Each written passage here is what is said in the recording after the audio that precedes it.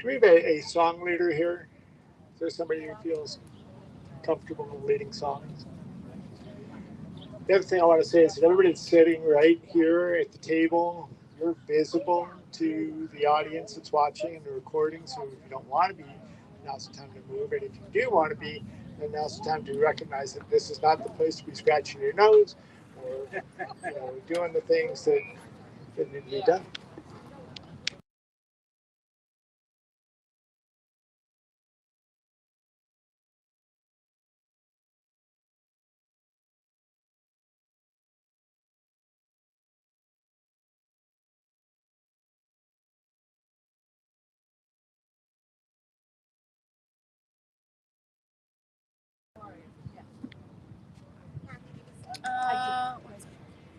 Welcome to night 4 of the 30th annual Starvin for Justice, Fast and Vigil to Abolish the Death Penalty at the U.S. Supreme Court. Welcome.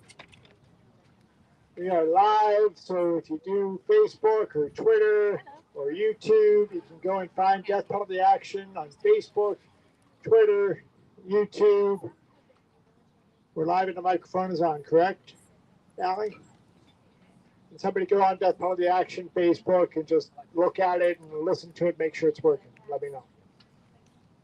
Because these are the things we have to do when we manage all the things.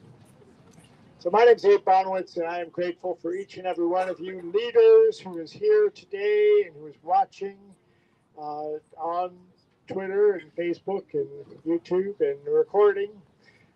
We're here in front of the U.S. Supreme Court. We're here because today is the... we need to turn that around. Please turn that banner around. Get a hand here. You guys switch it out. I knew what day it is. It's the 47th anniversary of July 2nd, 1976, when the new death penalty laws were resumed. And Alan, can we just pan over to that banner just so we can see for a minute what we're talking about here?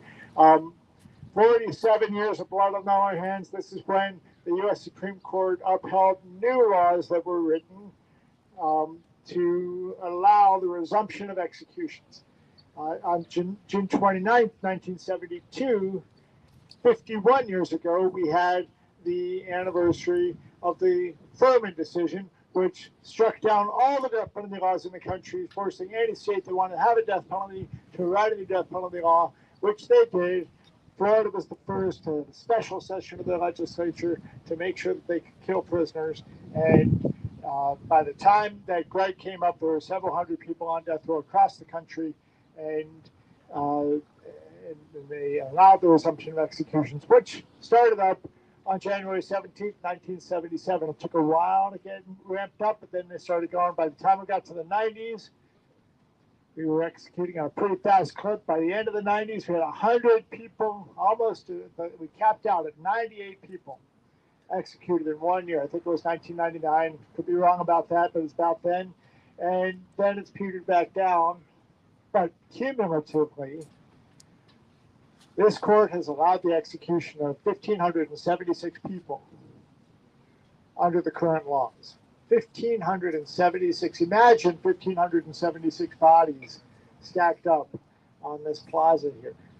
It's an ugly thought, but the reality is that that's what we're talking about. So we're here every year. This is our 30th year. The Abolitionist Action Committee has created the Starvin for Justice annual Fast and Vigil to abolish the death penalty at the U.S. Supreme Court, and it's been an amazing event this year. We're going to hear some reflections about it. I want to thank everybody for being a part of it, but this year more than especially because the pandemic really limited our numbers the last few years, but we're back at full strength, and it's really never been, in my view, in my experience, at this full strength that we've been.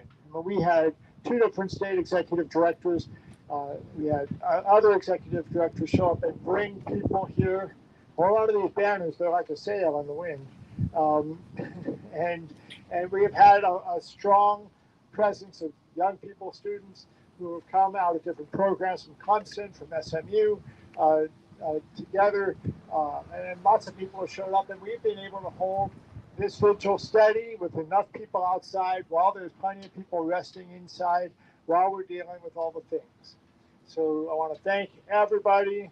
I want to thank the Dorothy Day Catholic Worker, which keeps coming and showing up and bringing people. I want to thank Scott Langley, who's been the lead organizer on this event. Scott, a round of applause for Scott Langley, please, my co-founder of Death Penalty Action and friend and a leader at Death Penalty Action as well.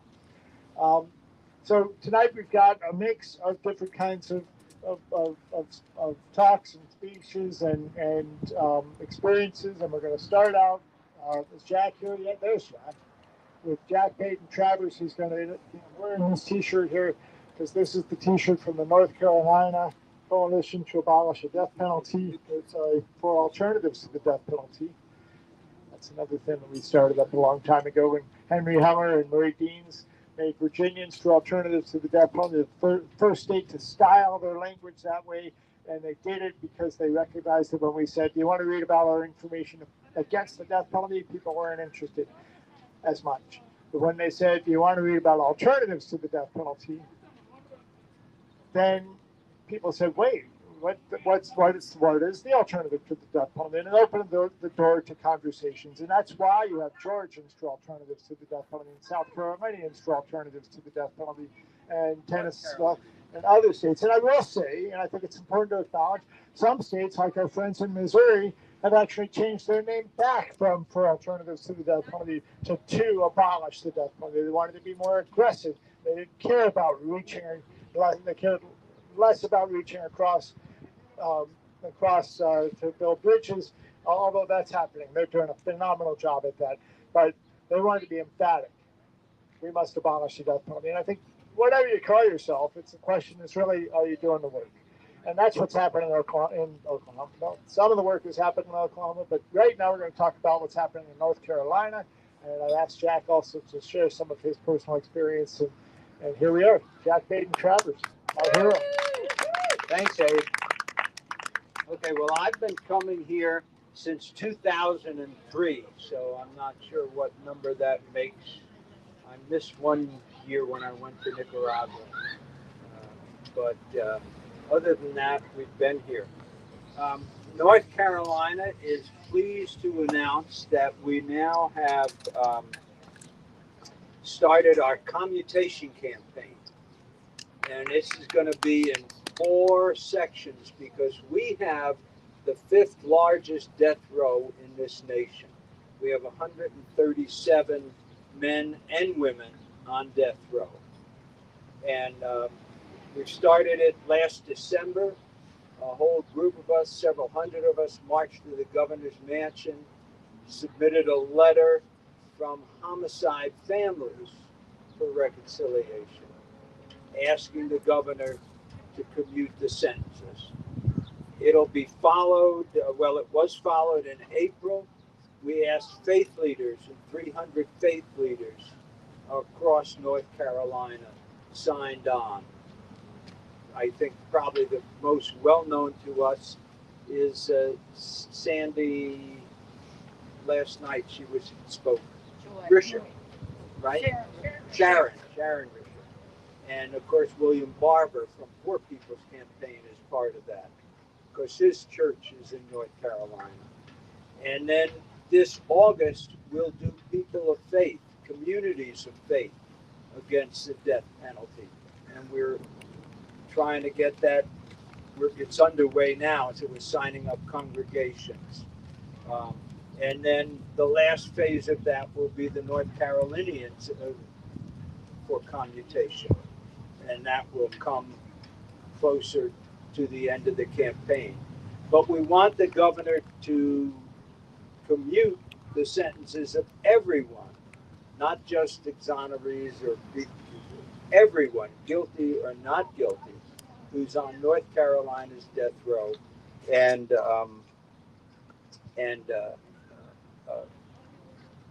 of course, they'd be resentenced to life in prison without parole under the present guidelines. But at least they'll still be alive. So that's the commutation campaign we've been working on. But I wanted to say that one of our emphases in North Carolina is on homicide victims' families. All right. Then we go with death row families. And then we go to the exonerated. And we tie in the whole issue of racial justice and restorative justice and hear the voices of people most connected to the death penalty. We have 12 exonerated men from death row in North Carolina. None of the women have been exonerated to date. But we're building relationships, we're educating the public. We have a new film. You're all invited to go on YouTube and view Racist Roots. It takes 25 minutes and it ties in the whole issue of slavery, lynching, and the death penalty and the misapplication of the justice system. Um, we have campaigns that haven't been so successful lately, so you have to admit your mistakes. We tried to turn the district attorney races in, or assist anyway, because the coalition itself can't lobby like this. But we tried to assist in turning the district attorney races in Forsyth, where I live and Chris lives, and in Wake County, because those are the two largest numbers of people on death row. We were unsuccessful in both campaigns. Let's see. So that's basically what we're doing. We're tying it to restorative justice instead of talking about murder victims' family. You notice I use the word homicide victims' families. And that is making a difference with the general public.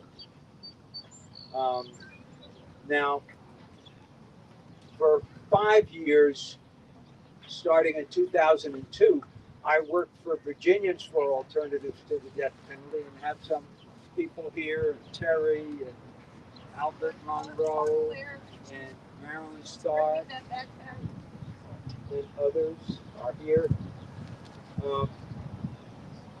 But I just wanted to share a few key moments from that time with you because I think they relate to what the rest of you as leaders in your state are doing.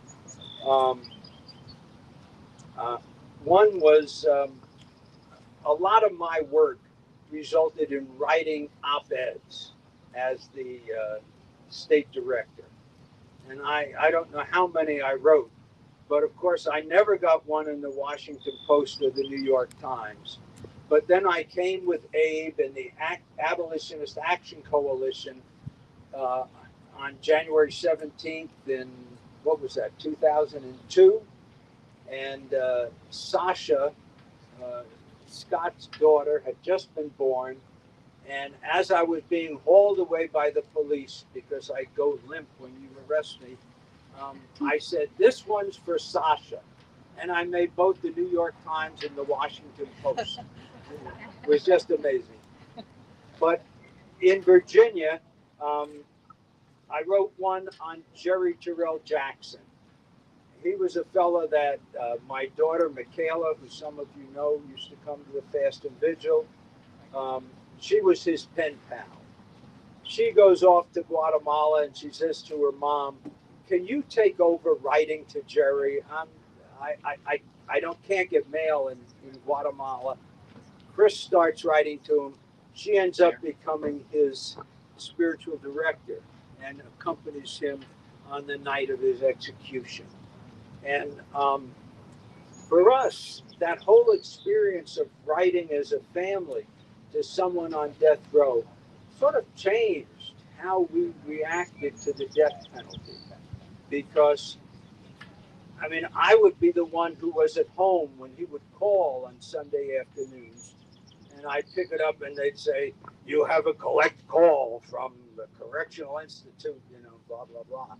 And do you accept the charges? And of course, I'd accept the charges and I'd talk to him and I'd say, she's not back from church yet, so call back.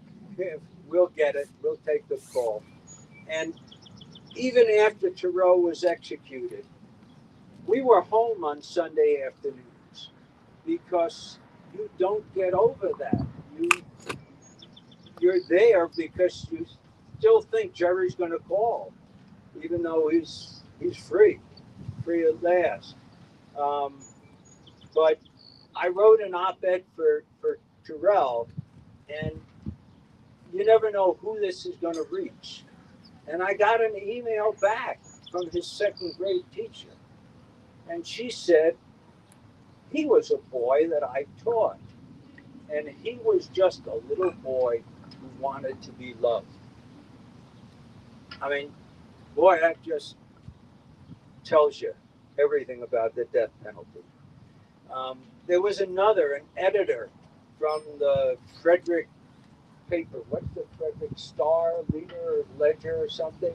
And he wrote about this hippie with sandals and long hair, a long braid, who would do better going off to another Woodstock than writing about the death penalty. So I called him up when I was on my way down from a meeting up in Northern Virginia, and I got him on the phone, and I said, I want to invite you to lunch so you can actually meet the hippie with long braid, you know. And so he and I went out to lunch. Turned out he was an Anglican. My wife's an Episcopalian. We didn't agree on everything, but after that, I never had a problem getting an editorial or an op-ed published in his newspaper. Unfortunately, I retired before he did, so I don't know what happened after that. After I left BADP, well, one thing about BADP, I'll tell you, is that in 1984, I moved to Virginia to follow my wife because she got a job at a church in Richmond.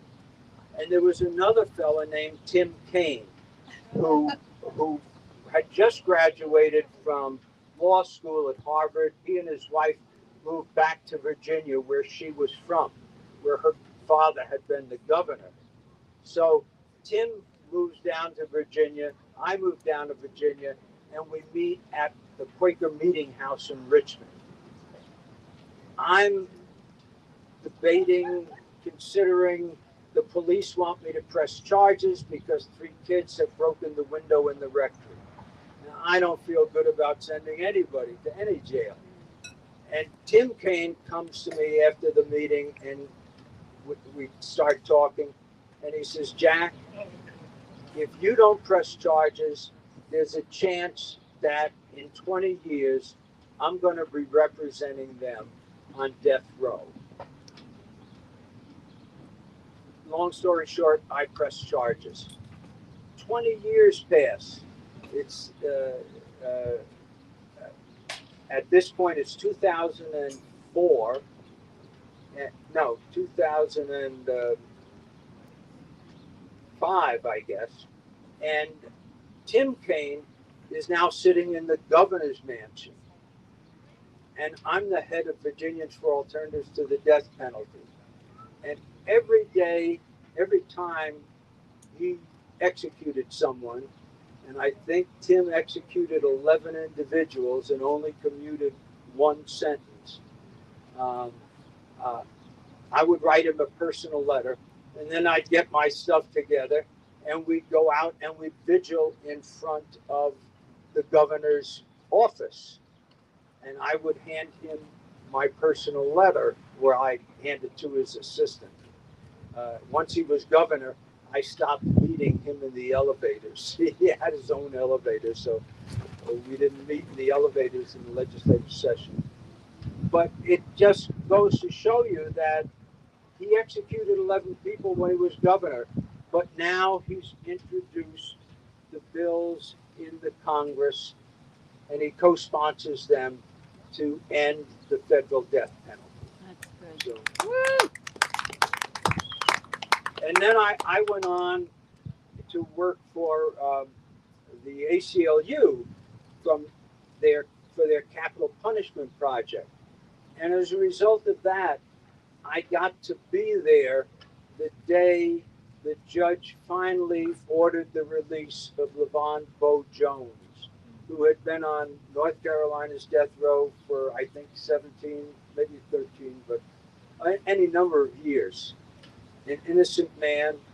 And the feeling that you get when you're at someone's exoneration is just, I mean, it's like feeling like you're one of the people at the tomb of Lazarus.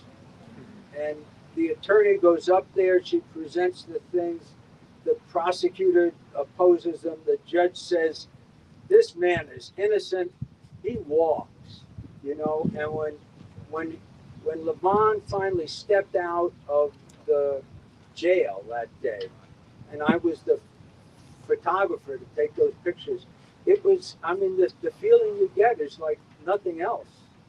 And so we've had 180 plus people now exonerated from death rows, and we just need to keep it on. So, thank you. Thank you. Yay. Thanks, Jack.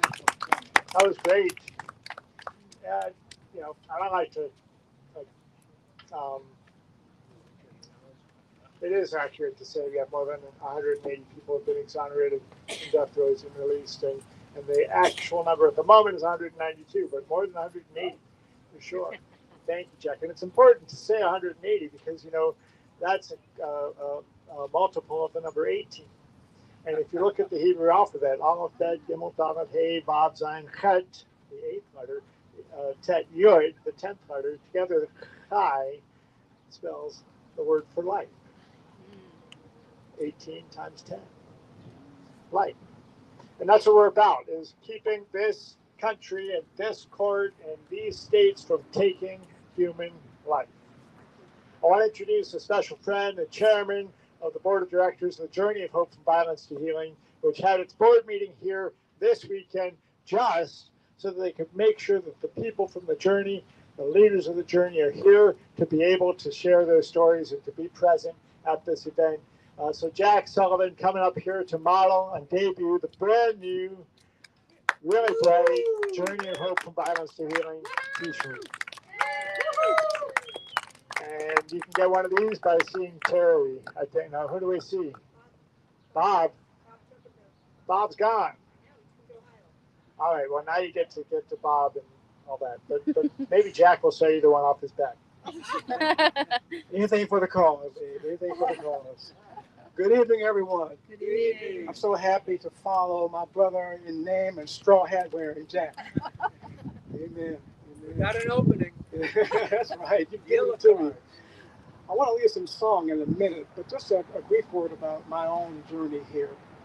26 years ago, I got a phone call while at a church convention that changed my life. I was dancing away on the floor, in the middle of the dance floor, because I don't dance that well. I want to be hidden. Nevertheless, I got the phone call that changed my life. And the phone call came in from Cleveland, Ohio, my hometown, informing me that my younger sister, my baby sister, my 21-year-old sister, Jennifer Ann McCoy, had been shot to death in her home in Cleveland, with her 2-year-old daughter then in the house. We still don't know what she saw. But that call, go without saying, changed my life forever. I hopped a jet the next morning and flew to Detroit where I lived, grabbed my family. We went to Cleveland and began the process of dealing with Jennifer's gruesome murder. Shot to death, execution style, in her home. When I got to Cleveland, I worked with my grandfather, my sister. We had to plan a funeral. We did that. I went and talked with detectives. They gave me some leads. They did not solve the case at that point and still have not. And then we had to work on the mechanics of dealing with funeral planning and deciding who's going to care for little Imani, my little 2-year-old niece. Questions about rent, about food, about diapers, about mortgage, about therapy. All these questions were on our mind as a family. And we had to wrestle with those. Well, then I had to go and look at Jennifer's body at the funeral home. And let me tell you, I cannot unsee what I saw at the funeral home that day. And the ugliness of another human being making a decision to claim, to steal the life of another human being. It's grotesque. In all of its forms, it's grotesque. And so, years later, I found words for what I was experiencing at the time, because I knew that if Jennifer's murderer had been caught, I would not want him or her put to death, because I had seen how death looks. And so the best way to honor Jennifer, I believe, and the best way to honor anyone who has been killed by someone else, is to do our very best to stop the cycle of death. And the cycle of death, of course, involves executions. They're hollow instruments of death that promise no closure, no healing, no restoration. They just continue the vicious cycle of death that claimed Jennifer and so many others, including, I hate to say, a 21-year-old cousin of mine who was murdered in Kentucky just in May of this year. Executions solve nothing. They just continue the cycle of death. So I'm glad to be with you all tonight, people who believe that the best way to honor those who have been murdered is to stop executions. And I joined Journey of Hope in 2015. I met Bill Pelkey and several folks who were in the crowd tonight, and they gave me language for what I was feeling. And I could speak to governors and judges and juries and say with power, don't kill in my name. Don't kill in our name. Don't do it. Does not help us. You want to help us? Take the millions of dollars devoted to executions and invest those in the lives of the victims of people who've been killed. Give us the money. Help us deal with therapy, mortgage payments, automobile payments, food, diapers, and the list goes on and on of other expenses. That's how you honor those who have lost their lives through homicide. Now, amid this continuing darkness, dark cloud of executions, I'm so glad that you and I have been privileged to hold up the light of human dignity, to hold up the light for life, to hold up the light for peace and justice. We have been given a light, and we are going to let that light shine. This little light of mine, I'm gonna let it shine. This little light of mine, I'm gonna let it shine. This little light of mine, I'm gonna let it shine. Let it shine, let it shine, let it shine. Shining for peace and justice, I'm gonna let it shine. Shining for peace and justice, I'm gonna let it shine. Shining for peace and justice, I'm gonna let it shine. Let it shine, let it shine, let it shine. Shining for human dignity, I'm gonna let it shine. Shining for human dignity, I'm gonna let it shine. Shining for human dignity, I'm gonna let it shine.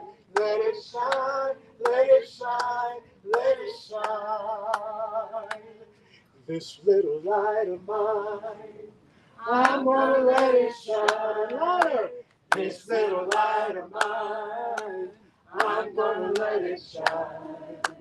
This little light of mine, I'm gonna let it shine. Let it shine, let it shine. We finish. Let it shine. Amen. Good job. Amen. God bless you all. Amen, brother. Thank you, Jack. Next, we're going to have our friends Miranda, Precious, and Julie come forward all the way from Texas. Are y'all from Texas? All the way from Texas. SMU, they're going to tell us about it, but they have been a part of creating something that was incredible in Texas that needs to be replicated everywhere. And they're going to share with us about that briefly. So who's going first? And I would ask each of you to introduce yourself a little bit more. Okay, great. My name is Julie, and I am a former SMU student. And after graduating from SMU with my master's, my mom said, let's go to Poland to visit Holocaust memorials. So that's how I got connected with all of this. I went to Poland and met Rick Halperin, and he opened my eyes to all the Holocaust information that I thought I knew had learned from high school. I was a studious person, I thought, and he made me realize I had nothing on, the vast amount of knowledge that's out there. So in taking his classes, I learned so much, and he shared an opportunity with students, and it just so happened I made the cutoff barely to attend or to participate in an opportunity to attend the World Congress against the death penalty in Berlin. And that was last November. So the group called ECPM brought together a number of students, including Miranda, and a number of other students who are involved in the tribunal that we're going to tell you about. But we created a social media campaign last summer where we shared facts about the death penalty with people who are our friends and our age. But I just felt like it wasn't enough. Like, we have to do more than share facts with people and share experiences. So one of the members of our team who's not here yet, she's studying for the bar. She had in mind a vision for a people's tribunal, which, as many of you know, has been done before. The one that she was most familiar with was the Spirit of Mandela People's Tribunal.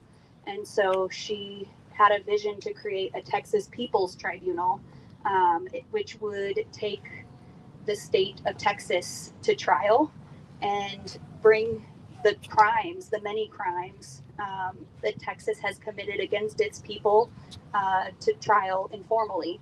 So we hosted a conference this May, and I would love for you guys to share about the conference and also the continuing work. So don't forget to introduce yourself. Hi. Yes, Julie is the reason I'm here, and also Precious. My name is Mirando Uribe. I'm originally from Tucson, Arizona, but I am a SMU student and a student of Rick Halperin's. And in 2017, I was actually here in DC, and I met a man who was in solitary confinement for 24 years at an ACLU summer advocacy program for high school students. And I think that's what really kind of led me into this work from a long time ago. But it was in 2021 where Dr. Halperin got me interested into death penalty policy, and I haven't looked back since. So yes, the Texas People's Tribunal is our most recent project, and we really focused our conference in May on African liberation and bringing together a community, but we also did focus on the death penalty. And you can't abolish the death penalty without acknowledging the hardships and the continuous discrimination that African Americans and African people experience in the United States. And so I thank everyone here who has been super welcoming and allowing us to share our experience. And this summer I'm with the ACLU Capital Punishment Project. Yes, and I also am a member of the North Carolina Coalition Against Alternatives to the Death Penalty. So, yay! Just like Miranda, Dr. Halperin's probably one of the reasons why I'm here, as well as Julie. My story is kind of different from them. I was introduced to the death penalty by Dr. Halperin's class. My knowledge was very surfaced about it. It was one of the topics in the class that I was most fascinated by, and I wanted to learn more. And I felt like just Googling it and writing papers, although it was helpful, because his workload is a lot, it was helpful, but actually getting out there would give me more of a experience and information like no other. So one day, Julie was handing around a clipboard in class. I tell the story like all the time. Julie was handing around a clipboard in class, and it was about a upcoming grassroots organization's Texas People's Tribunal. if anybody wanted to join and participate. And at first I was kind of timid because it's like I have done no death penalty work ever. So it's like I don't know how useful I'll be to y'all, but I'm willing to learn and build from there. So I decided to join, and from there it was from Zoom meetings to actually meeting up in person, since some of us lived in Houston and Dallas. And then from there we did teach-ins, and we had one teach-in in Dallas, and we were able to gather the community and just inform them about the death penalty and why it's important, not only to those on death rows and victims' families, but it affects all of us as a whole as well. So that was really good, and it was at the Pan-African bookstore in Dallas as well. And then we hosted a second teaching in Houston, and as the same thing, and it was very informational and eye-opening to hear from other people and their opinions and their perspectives, and it let me not only, look from my perspective, but create a new one. And I think that's what I'm aiming for out of this project, is not only to use my perspective and look through an outworld view of what I've gathered, but hear from other people as well. And then we went on with the conference that we had in last May, and we invited like 17 speakers. Some of the speakers had victim families on death row, like Yancy Valderas and Roderick Reed and many others. And we had other people who were part of death penalty work speak on their behalf as well. And yeah, and it's just, I've been learning a lot through all of you, and I just appreciate all of you for coming out here and being so willing to teach us young people, kind of like passing on the torch, because it's just been an amazing experience, definitely something different, and I'm not used to at all, but I love it because it's something I'm not used to at all. And I hope others can not only learn from us, but participate in this next year as well. And we'll bring more people, hopefully. Precious, are you coming back?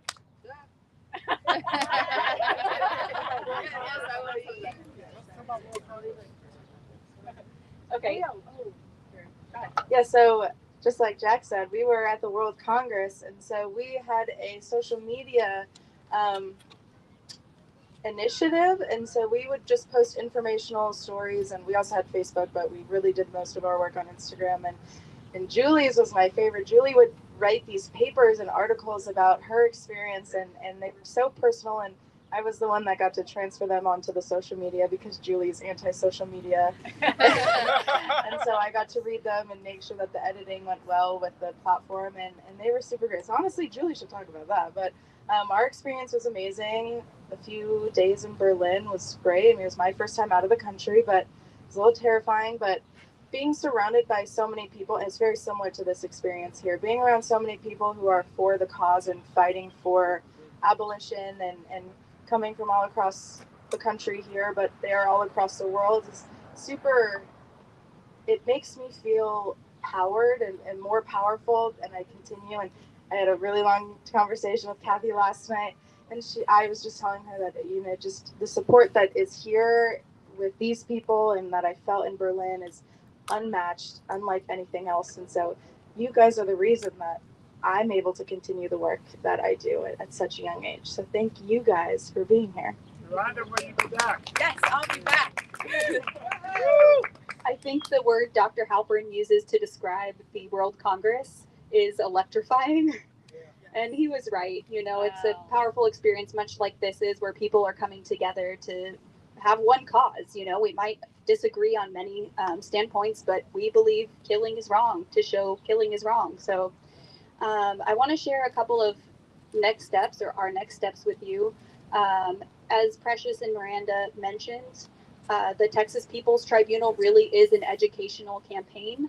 As we did our teach-ins, we brought in regular individuals and taught them about the history of imperialism and its role in the death penalty now. And we want to continue to bring that information. Part of the reason for the conference, the Southwest Conference, was to bring people together to think about what are the crimes we want to try the state of Texas for. So if you have ideas or feedback and want to share those with us, we haven't actually had the tribunal and we don't have it scheduled, but we're shooting for next May.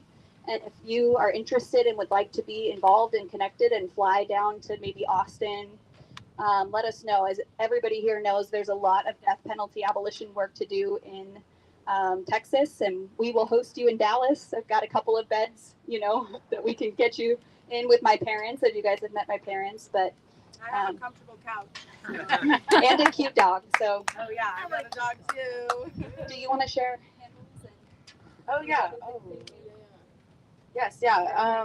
Social media. If you guys have social media, you can follow us on Instagram, Twitter, and Facebook. Our Instagram is Texas People's Tribunal, and I think our Twitter is TX People's Trib, TRIB. So yeah, stay connected, and if you guys want to join our email list to get caught up, let Julie or I know. We can get your email down, and we'll put you on our mail serve. So, yeah. I don't think I introduced myself. Sorry, my name is Precious Onalaja. I'm also a third-year student at SMU, Southern Methodist University in Dallas, Texas. But closing thoughts, yeah, we also have a website, Texas People's Tribunal. It'll pop right up.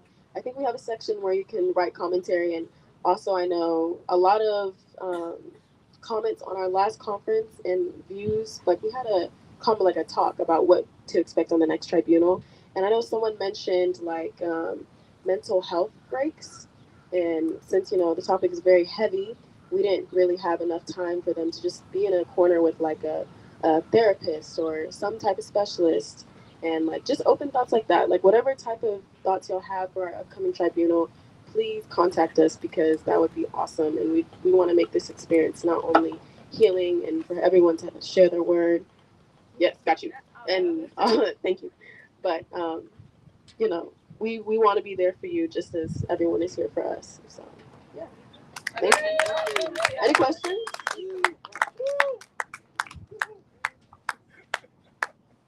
yes. Okay. Thank you all. Thank you all so much. Thank you. Great job. A big round of applause for the new leadership here. Jumping in. Here's a couple of ideas. Free Rodney Reed. Free Rodney Reed. Free Rodney Reed. Free Rodney Reed. Free Rodney Reed. Free Melissa Lucio. Free Melissa Lucio. Free Melissa Lucio. Free Melissa Lucio. Free Ivan Cantu. Free Ivan Cantu. Free Ivan Cantu. Free Ivan Cantu. Free Ivan Cantu. And we could go on and on and on about people with really strong cases of their innocence just on Texas death row, let alone across the country. But my friends, not everybody who's on death row is innocent. In fact, most of them are guilty. Okay, most of them are guilty, and still, we oppose the death penalty in every case, even for the most guilty. In fact, just earlier this week, Gary and Charles and I were outside the courthouse with folks in Pittsburgh, where the guy who shot up the synagogue, the True Life Synagogue, is on trial for his life. They've already convicted him. He's now on trial for whether he gets sentenced. And we took Vigil out there. And what was important about that really is showing up and providing space for local leadership to stand up. As soon as I got there, the media was all over me. But then I backed off and I said, who else wants to say something? And every single person there took a shot at the mic. They had something to say. They had direct connections to the issue. And they were tired and sick and tired of everybody thinking everybody was for the death penalty in that case. And they had a chance to speak. So that's what we want to do, is lift up voices, give people the tools to take action. We'll talk about that in a little bit. But now we're going to shift the mood a little bit. And I'm going to introduce another board member of the Journey of Hope from Violence to Healing, one of the co-founders of the Journey of Hope from Violence to Healing, SueZann Bosler.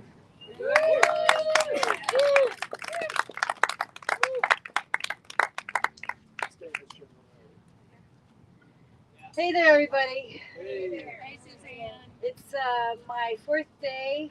I'm hungry, I'm hot, I'm sweaty, and I'm pissed off at the government.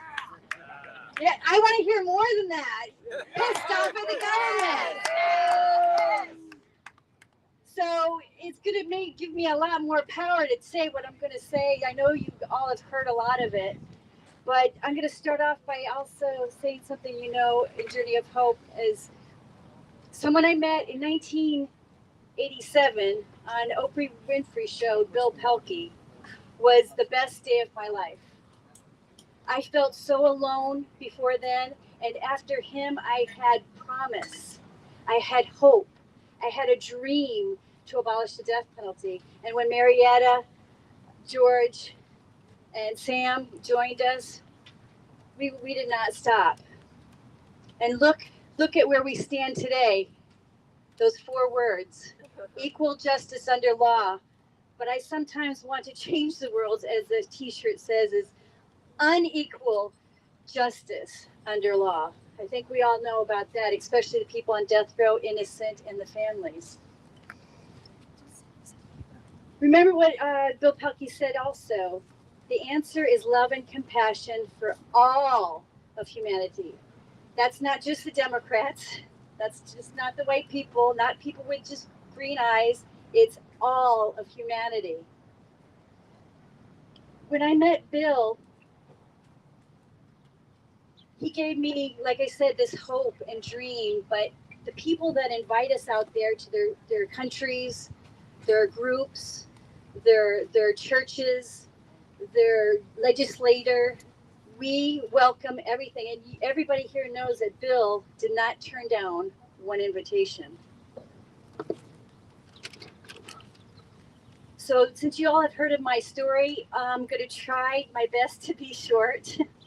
But it happened on December 22nd, 1986 in South Florida. My father was a minister, Reverend Billy Monroe Bosler. And we live right next to the church. Everybody knows what a parsonage is? Yeah. What's a parsonage? Rectory. Right next to the church, right? So we always had people coming to our house for help, food, clothing, advice, consultation, you name it. So we always opened the front door. Me and my dad had been out Christmas shopping, and we came home, and there was a doorbell rang. I listened to see if I recognized it, if it was someone who kept coming back, but it was definitely not someone I knew. It was a new person. Because when my dad opened the door, I heard him making strange noises. When he made strange noises, I came out and I saw this man stabbing him with a knife as he's making sounds. And I went towards them. I did not run away. I went towards them to help my father. And by the time I got there, Dad had, been down to the ground. The man turned around, stabbed me.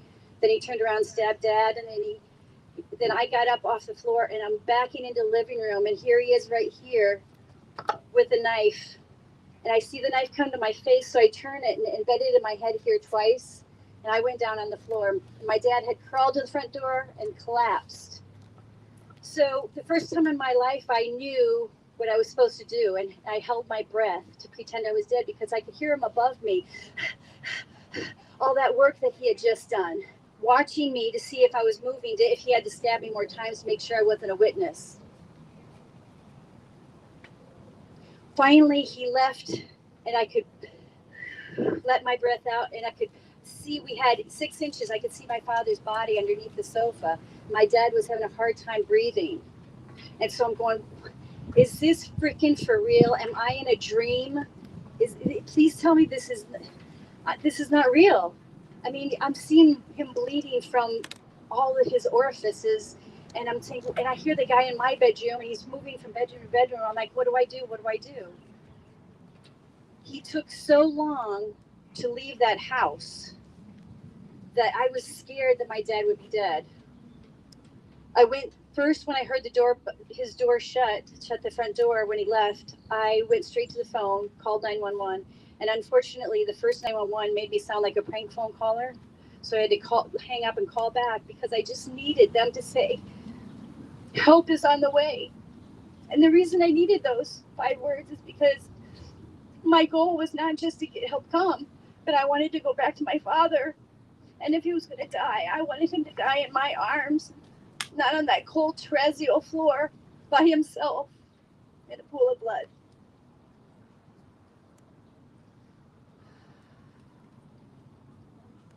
That was the worst day of my life.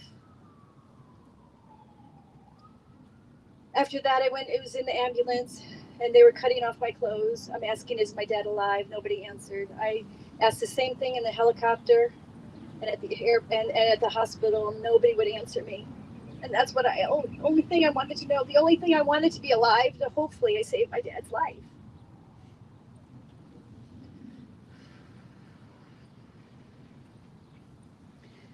So instead of us going up to my dad to see his first and only granddaughter that was born, they were coming down to see if we were going to be alive.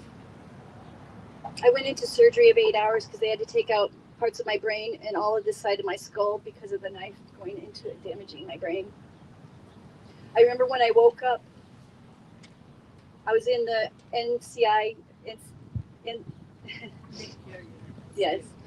And I remember my mom coming. I heard her voice right here because I couldn't open my eyes. My eyes were swollen shut. I had no neck. They didn't even know who I was. They had to have the people at the hospital point me out because they couldn't recognize me. And the first thing I said to my mom was Merry Christmas. But after that, I didn't say Merry Christmas anymore. All I did was ask, is my dad alive? Is my dad alive? Is my dad alive? And they said, yes, yes, he is. Yes, he is. Yes, he is. So I stayed alive to hopefully see him and maybe have that feeling of, thank God I saved his life. A week to the day later, the man who did it was caught. And me as a PK, I see my mom, my sisters come in, the nurse, the doctor, and at the end there was a preacher, minister. And when you see a minister at the end, no offense, but sometimes you know something's not right. My mom turned my head and she goes, "SueZann, your dad's dead." It was the second worst day of my life because I thought I had saved it. And from then on, I didn't want to live anymore. And I was trying to really kill myself. I was trying to pull all out of the tubes from me. And they had to hold me down for a while and give me something to sedate me because I didn't want to live anymore because I didn't save his life. So after that, I couldn't ask the question, is my dad alive? I had to ask the question, now what do I do? Who am I? Am I going to be able to forgive him this quickly? Hell no. I wasn't able to. Funny thing about being a preacher's kid, it was 8 years before this happened. My dad and I had a debate about the death penalty. I tested him at many different questions. He answered every one of them, but he said, let me just give you a simple example, SueZann. If anyone were ever to murder or kill me, I would still not want that person to get the death penalty. And let me tell you, I could not have done or lived without those words too, because the first 5.5 years of the 10.5 years of trials, I did it for my dad because I sure as hell did not do it for me. I sure as hell did not do it for James Bernard Campbell. I did it for my father because I know my father probably forgave him before he even took his last breath.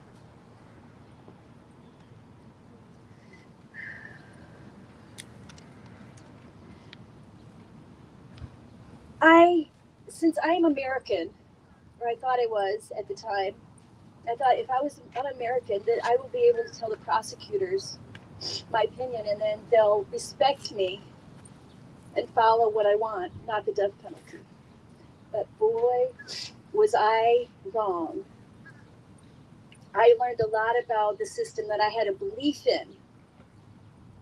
American system, no less. That everybody had equal justice. I sure didn't have equal justice. And the man that I wanted to save his life didn't have justice. So I kept telling the prosecutors, I don't want the death penalty, I don't want the death penalty. They kept saying, okay, SueZann, pretending that they were following what I wanted. But every time they got him the death penalty. And I was like, I thought you were going to do what I said and save his life. And he's like, well, SueZann, we had to do it for the public. Now it was going to the public, not me. So there was an appeal that went to the Supreme Court and came back. And so I had to testify again. And when I testified again, I told him the same thing before we got to the trial. I did not want the death penalty. And he got the death penalty again. And on the third one, I'm saying, something is not right. Something is not right. I gotta step up to the plate and do something about it. So what I had to do is I had to hire my own lawyer to educate me on what I needed to do to save his life. And she taught me things that got me through a place where I could save a life. I testified the last trial. Before I testified, they said that I was not allowed to say my opinion. I was thinking, I'm still trying to remind myself I'm in America, you know? Am I really?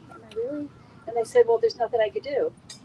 So he asked me my name, my address, and SueZann, what is your opinion? And I say, well, oh no, what is your occupation? I say, I'm not, she told me not to look at him because he controls my answers. So I said, I'm a hairdresser and I work to abolish the death penalty.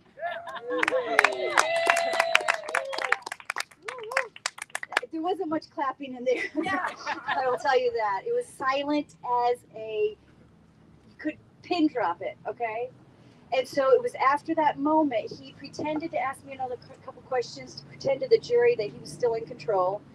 They sent the jurors out, went sidebar, and the judge turns to me and says, SueZann, if you ever say your opinion again in this courtroom in America, I will put you in jail for 6 months and fine you $500. And I'm thinking to myself, wow, I wasn't expecting that one.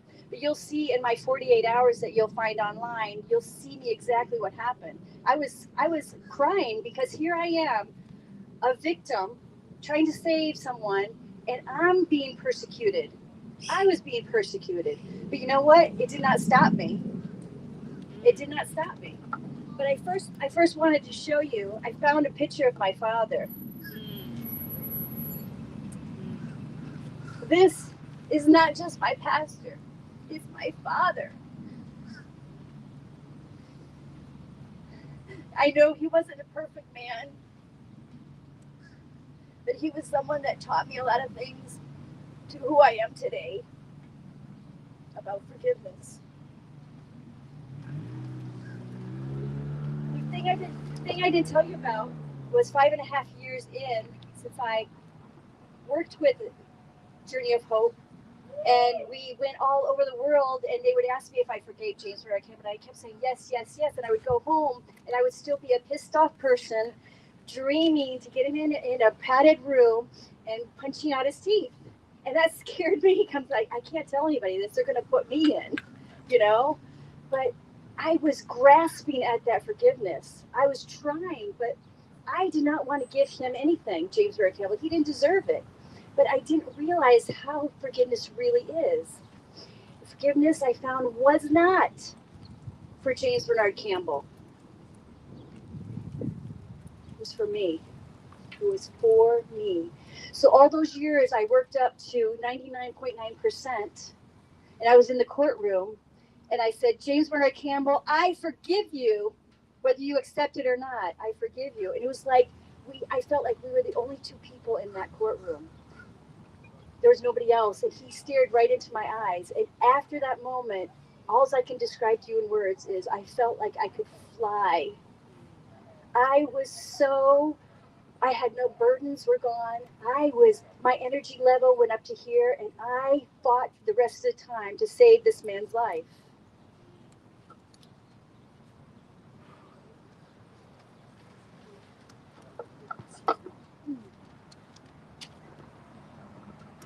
So, what I could also explain to you or share with you about after that was an interesting experience, because after I saved his life, he wouldn't talk to me. And I thought, if I save his life, he'll just, say, yeah, let me meet her and thank her or something. But no, he wasn't even close. He wanted nothing to do with me. And my lawyer went to visit him, and he said, I don't have anything to do with her because I'm pissed off at her that she survived. I should have stabbed her more, so she wouldn't be a witness. She tried a second time, and he wanted it for the wrong reason. So I said, I saved his life. Now I'm going to go save on other people's brothers and people in death row's life. And which I've done with Journey of Hope and all the other organizations we work with today.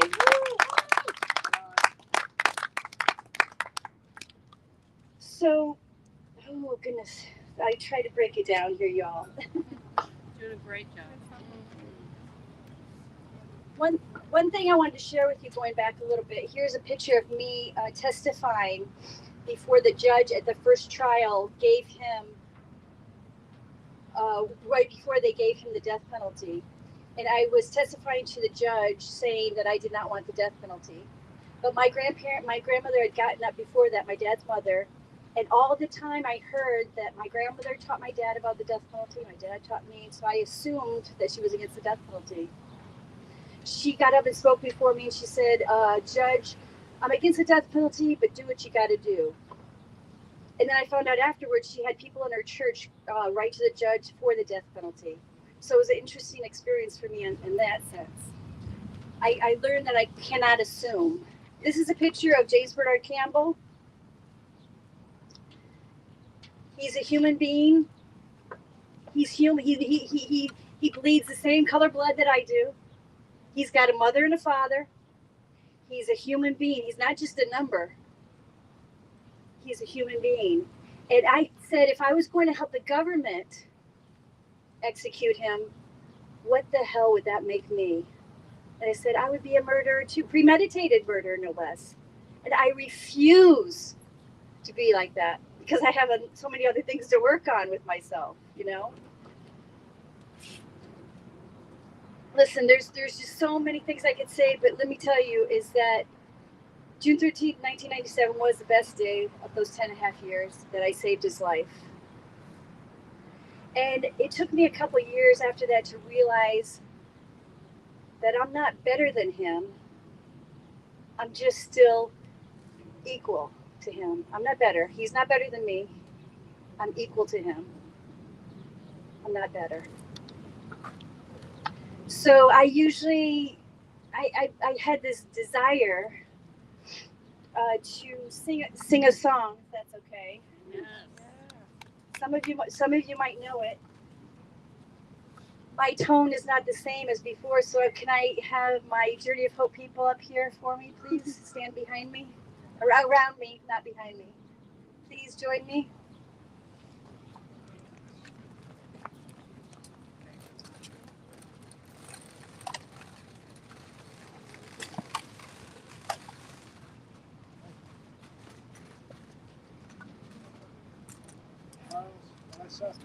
Charles.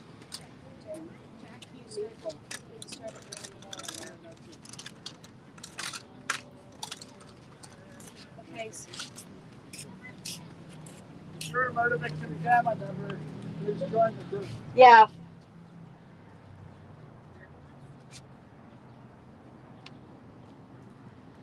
Let there be peace on earth and let it begin with me. Let there be peace on earth, the peace that was meant to be. With God as our Father, brothers all are we. Let me walk with my brother in perfect harmony. Let peace begin with me. Let this be the moment now. With every step I take, let this be my solemn vow. To take each moment and live each moment in peace eternally. Let there be peace on earth, and let it begin with me. Let it begin with all of us. Amen. Amen.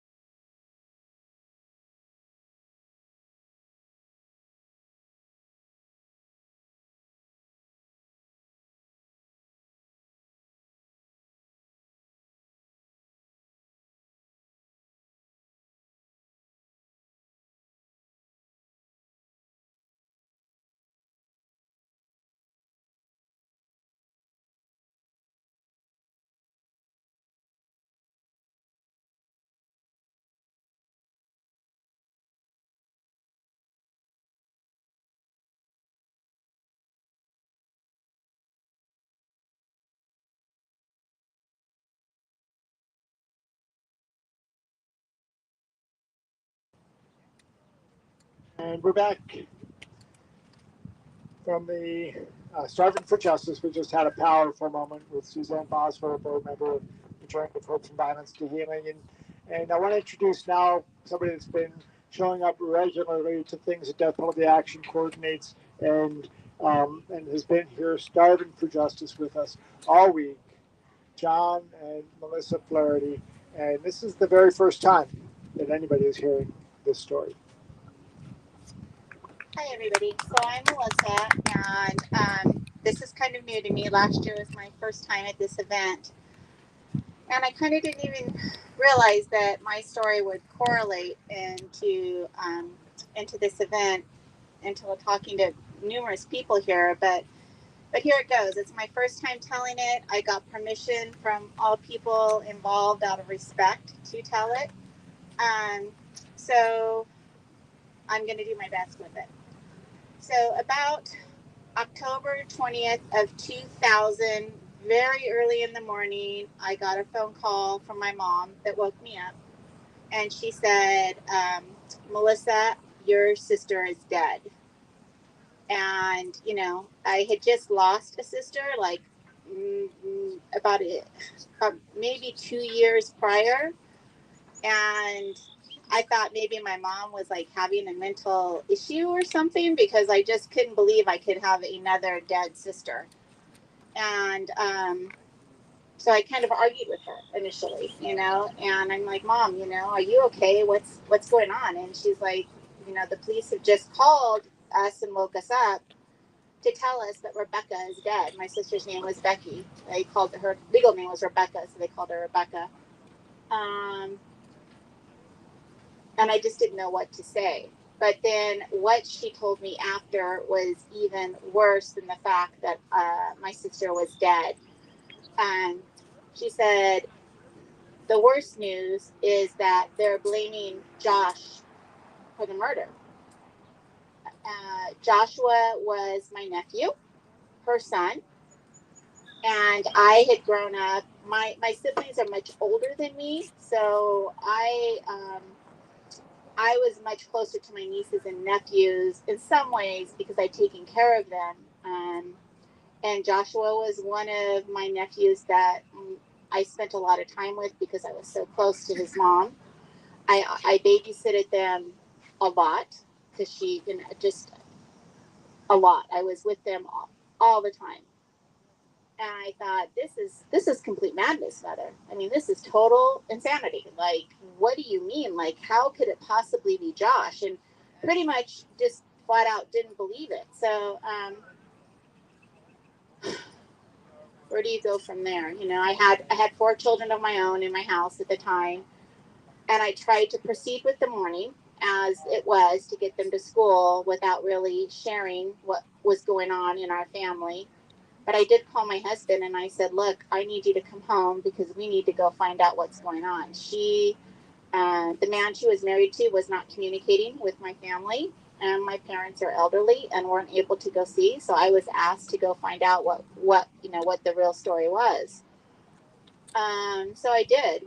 My husband came home. We drove up to Hesperia where they lived. And yeah, we found out that indeed, my nephew had shot my sister in the back of the head with her own gun. She was sitting at a table quilting, making a quilt. And he was supposed to have gone to school. He opened and closed the door like he had gone to school, but instead he snuck back in the bedroom and got the gun, loaded the gun, and snuck up on his mother, my sister, and he shot her in the back of the head. At close range. That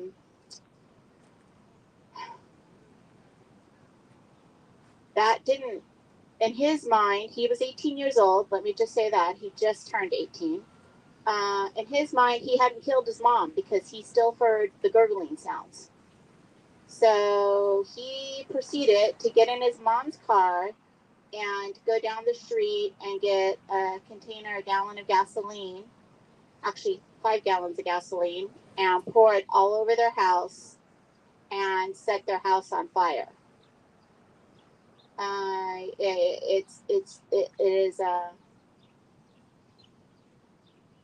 It's just unbelievable. I don't know what to say. It was a double huge whammy. More than that. That doesn't even cover it. Moving forward, he took my sister's car. He stole her car, and he was on the run for the next couple of weeks. One day I was at work, and my neighbor called me to tell me I was at work. My kids were at school. And my neighbor called me to tell me that there were police all surrounding my house with their guns drawn. They were on my roof. They were on top of my patio cover. No, they didn't. No, they didn't give me any notice that they were going to do this. And I'm just grateful. My kids weren't home. I wasn't home. They didn't have to witness that. But they felt like I was hiding and abetting him, and that's why they were at our house. I grew up in a family that was very pro death penalty. I have Southern parents, and they were 100% for the death penalty. And because of that, I also believed I was. This really broke our family in a million and one ways. We never had a full family get together. This was in, like I said, 2000. So it's been, I can't do the math right now. Whatever the years have been. The only time we've got together as a family since then is when my mother died. Opinions are very, very different. I knew from the onset that I could not see killing my nephew as a solution for what happened to my sister. I just knew that I couldn't do it. Like that there was nothing right in that. And that was like the first time that I really thought, how does Melissa feel about the death penalty? Not how do your parents feel, or how does your life experience feel, but how do I feel? And I had to go talk to him once in the very beginning. Just I needed to hear from his mouth that he did it. Unfortunately, he was on drugs. He's never denied doing it, but he doesn't remember doing it.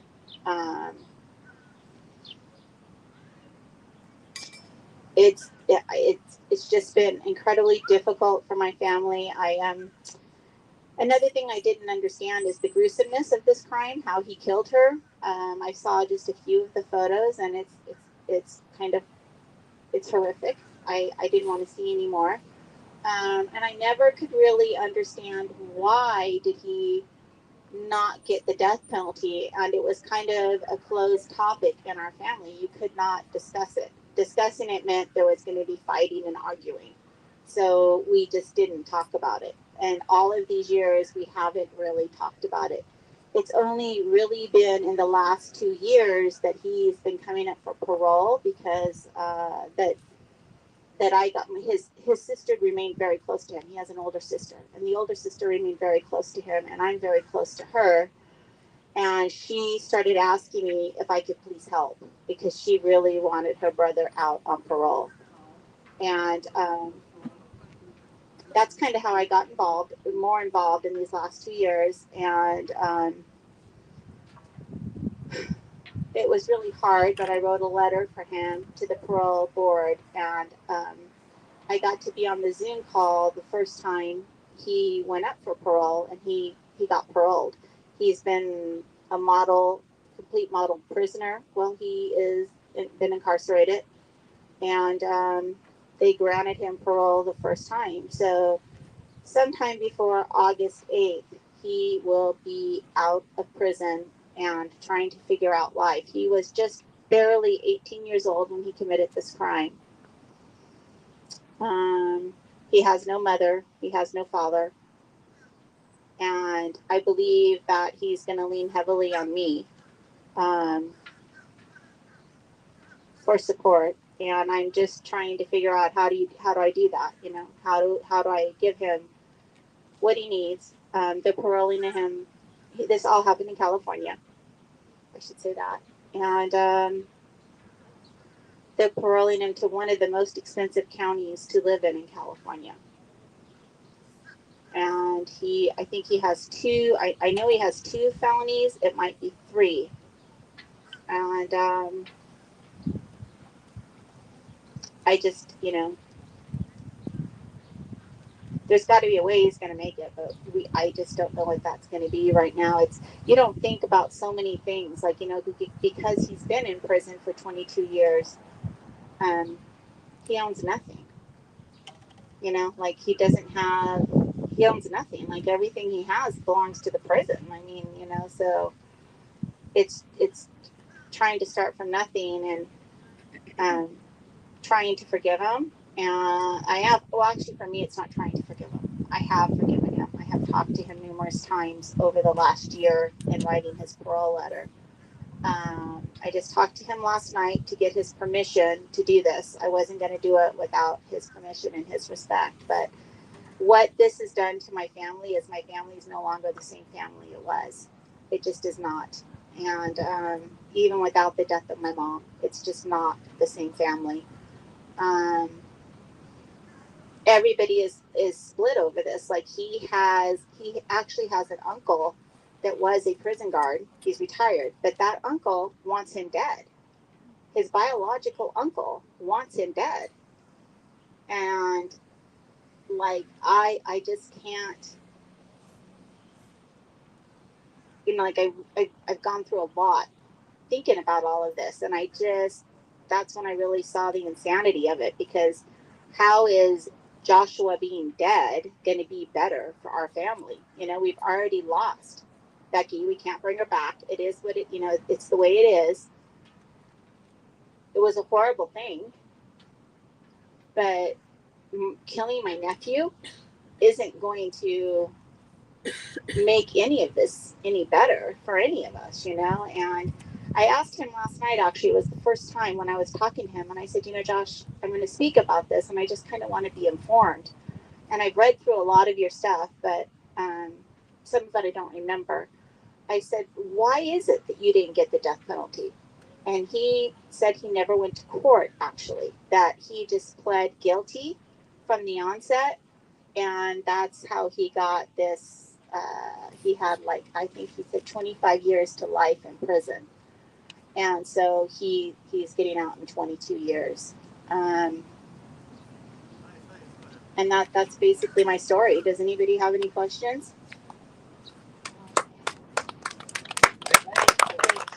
Thank you. Well, if I've been confusing about it, I'm sorry. Can you talk a bit about the healing power of forgiveness? Yes. And what that has done for you and the others among your family? Right.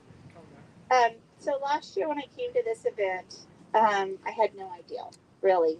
My daughter is Julie Rinker, who spoke previously, and I came to be with her because I'm a cancer survivor, and I had a mastectomy last year, and I was pretty sick when I came here.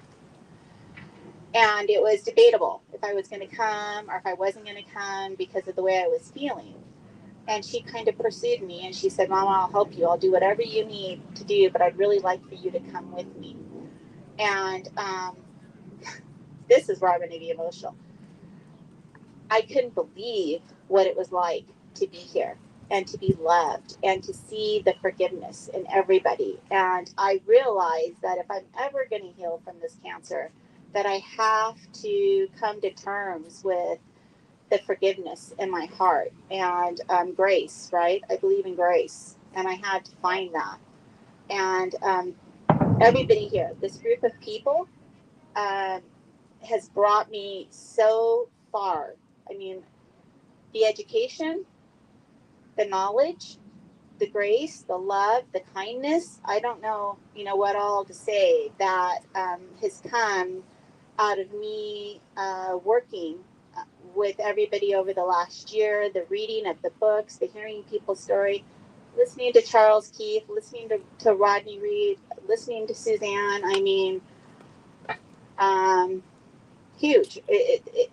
The depth of forgiveness is huge, and it's something that I had to really be taught to transition from the anger, because I went from having two sisters that I was so incredibly close to. Words can't even describe it. I mean, they were my direct line every single day of my life, to having no one, just no one. I had 4 kids and I had no one, no sisters. And, it's just a massive difference in life. And I was angry over that, very angry. And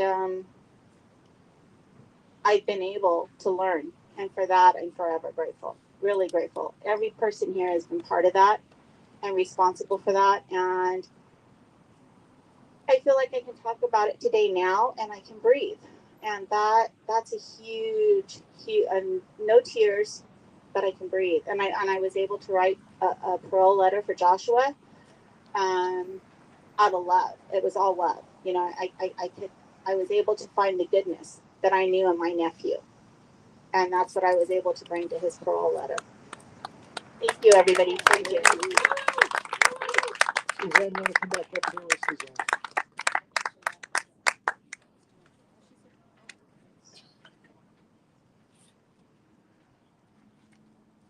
She's one of the Charles, Chivas, Jack, and all the victim family members. And I actually want to invite everybody to just come together and give these people a big hug. Come on.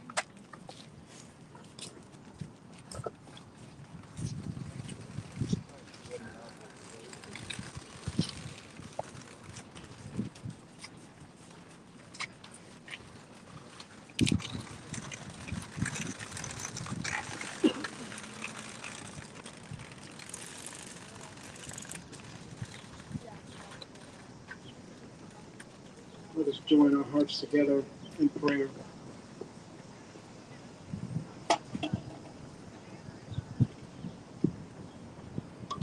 O gracious,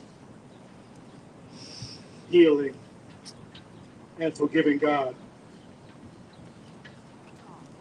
we know that stories like we have shared throughout this week, and particularly on this night, those stories are sacred because they describe human beings that you made in your own image and likeness, who have perished because of the decisions made by other human beings.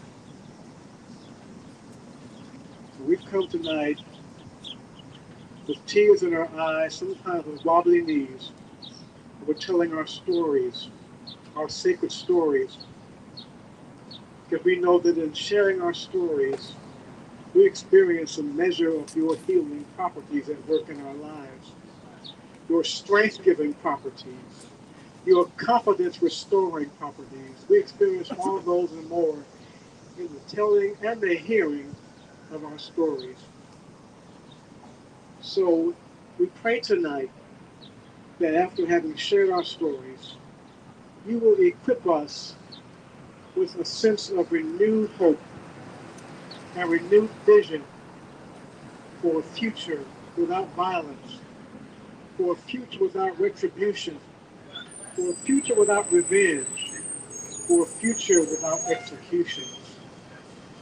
And we pray somehow that those who make decisions in courtrooms and juries across the land will open their hearts and minds to your redemptive power that boasts of the power of love over fear, of life over death,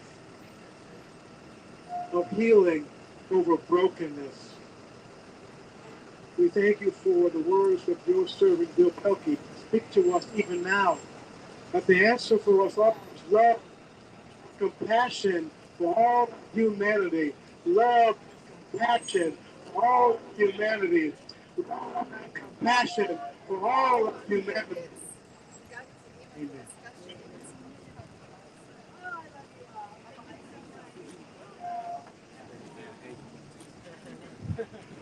Charles, stay up here.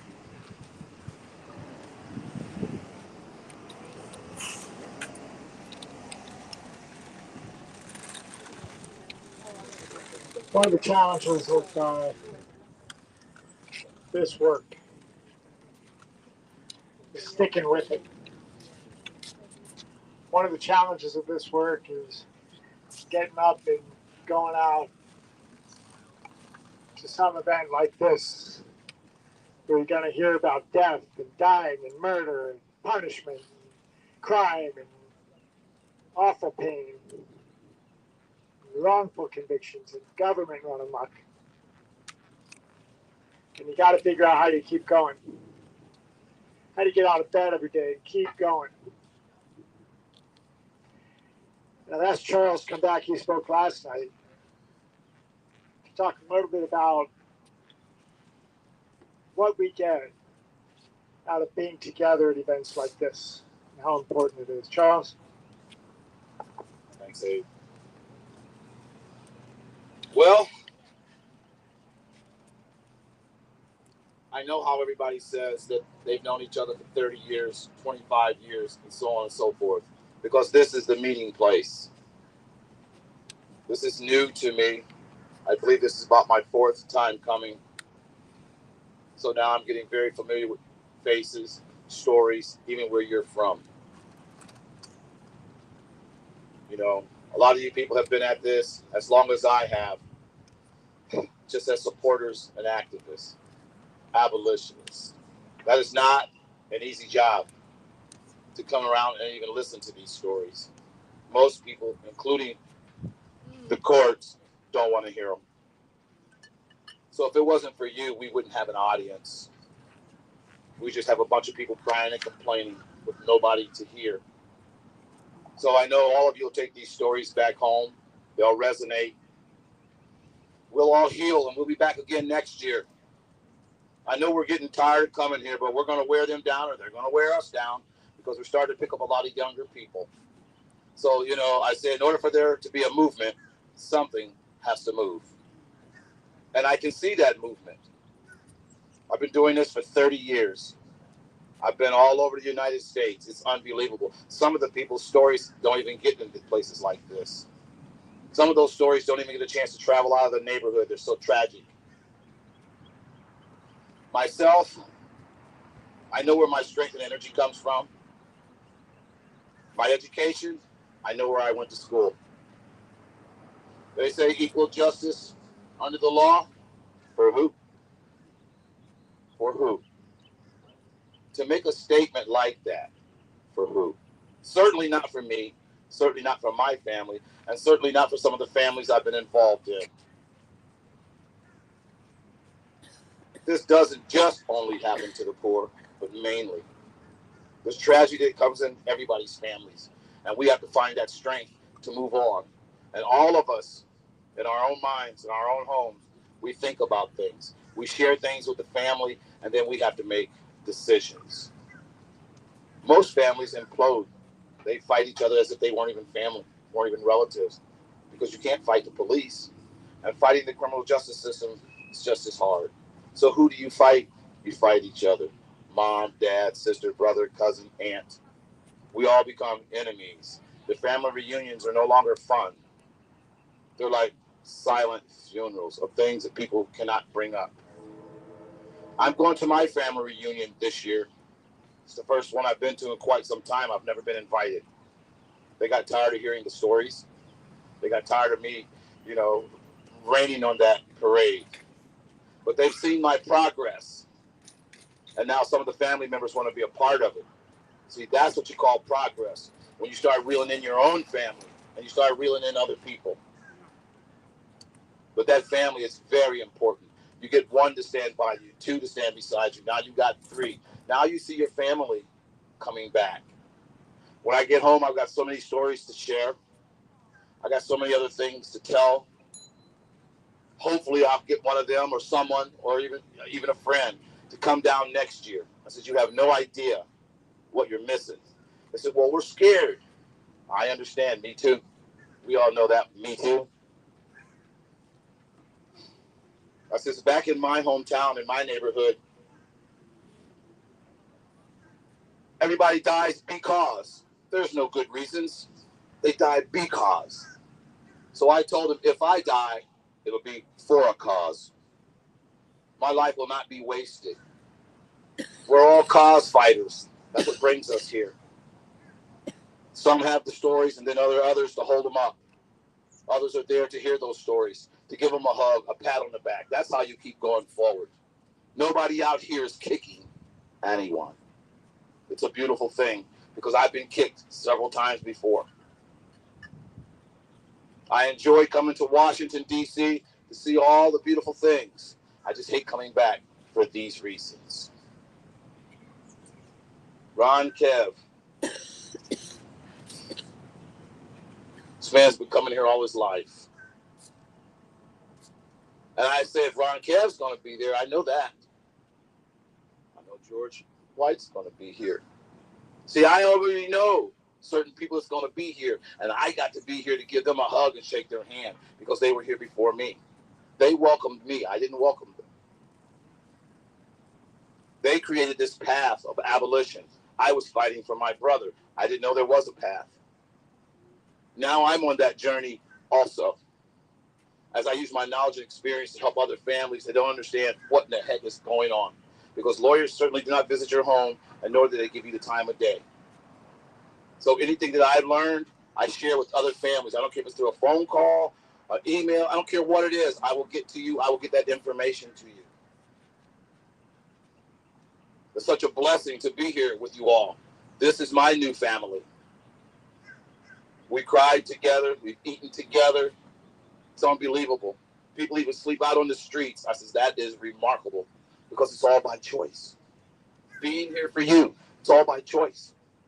I love each and every one of you. And I hope that none of you ever have to go to BSU. Thank you.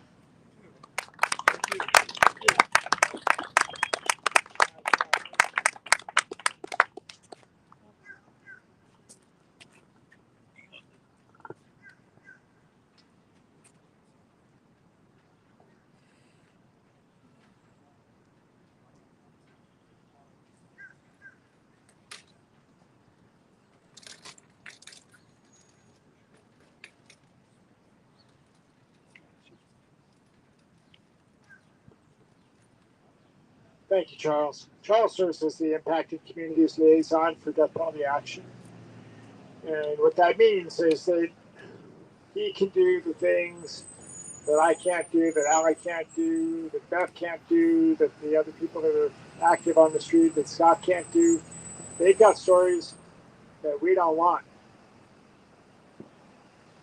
Charles can go, and he often travels with us because he can connect in a way that I can't with murder victim family members because he is a murder victim family member, with death row family members because he is a death row family member, with the families of people in prison because he is still there.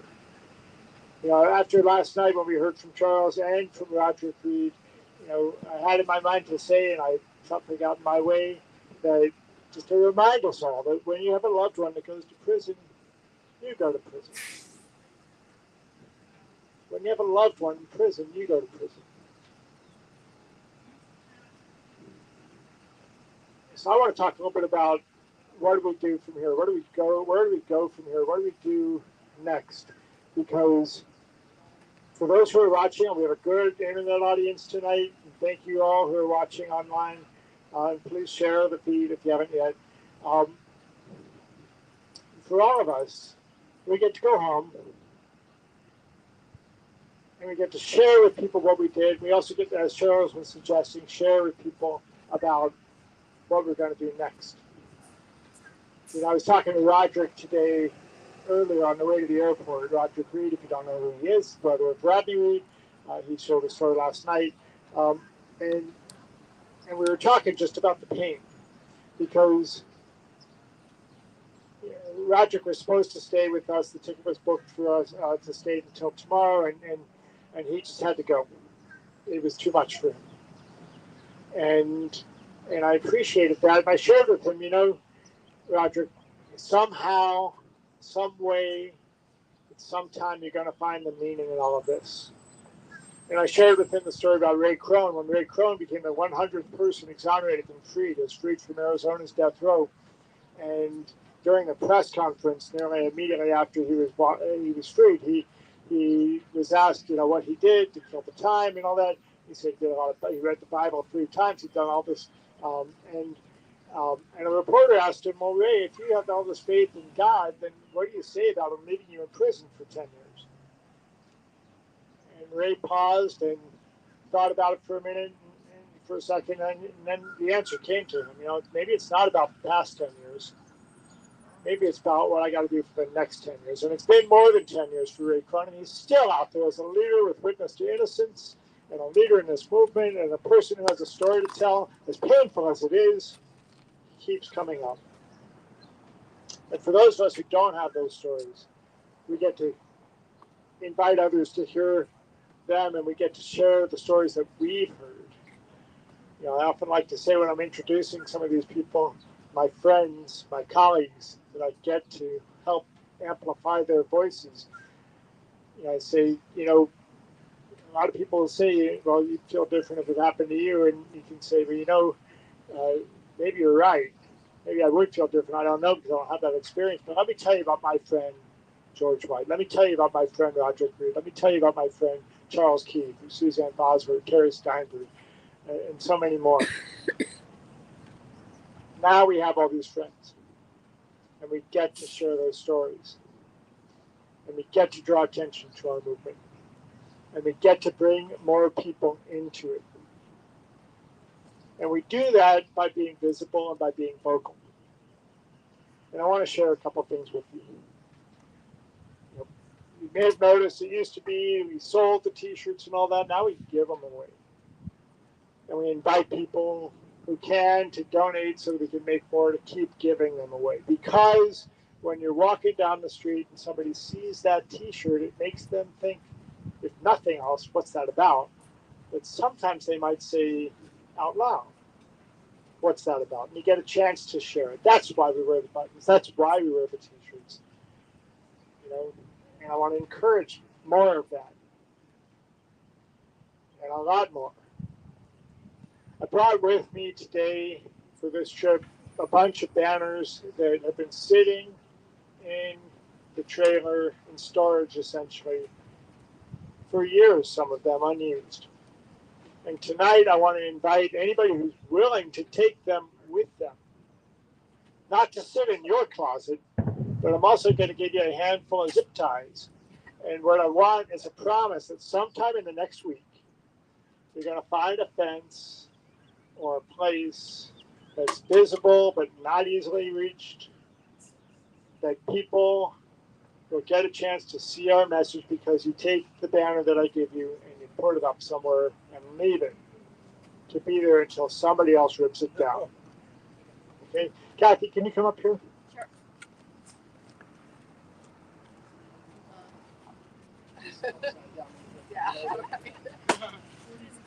So this banner right here, this has been pretty much in my closet since I lived in,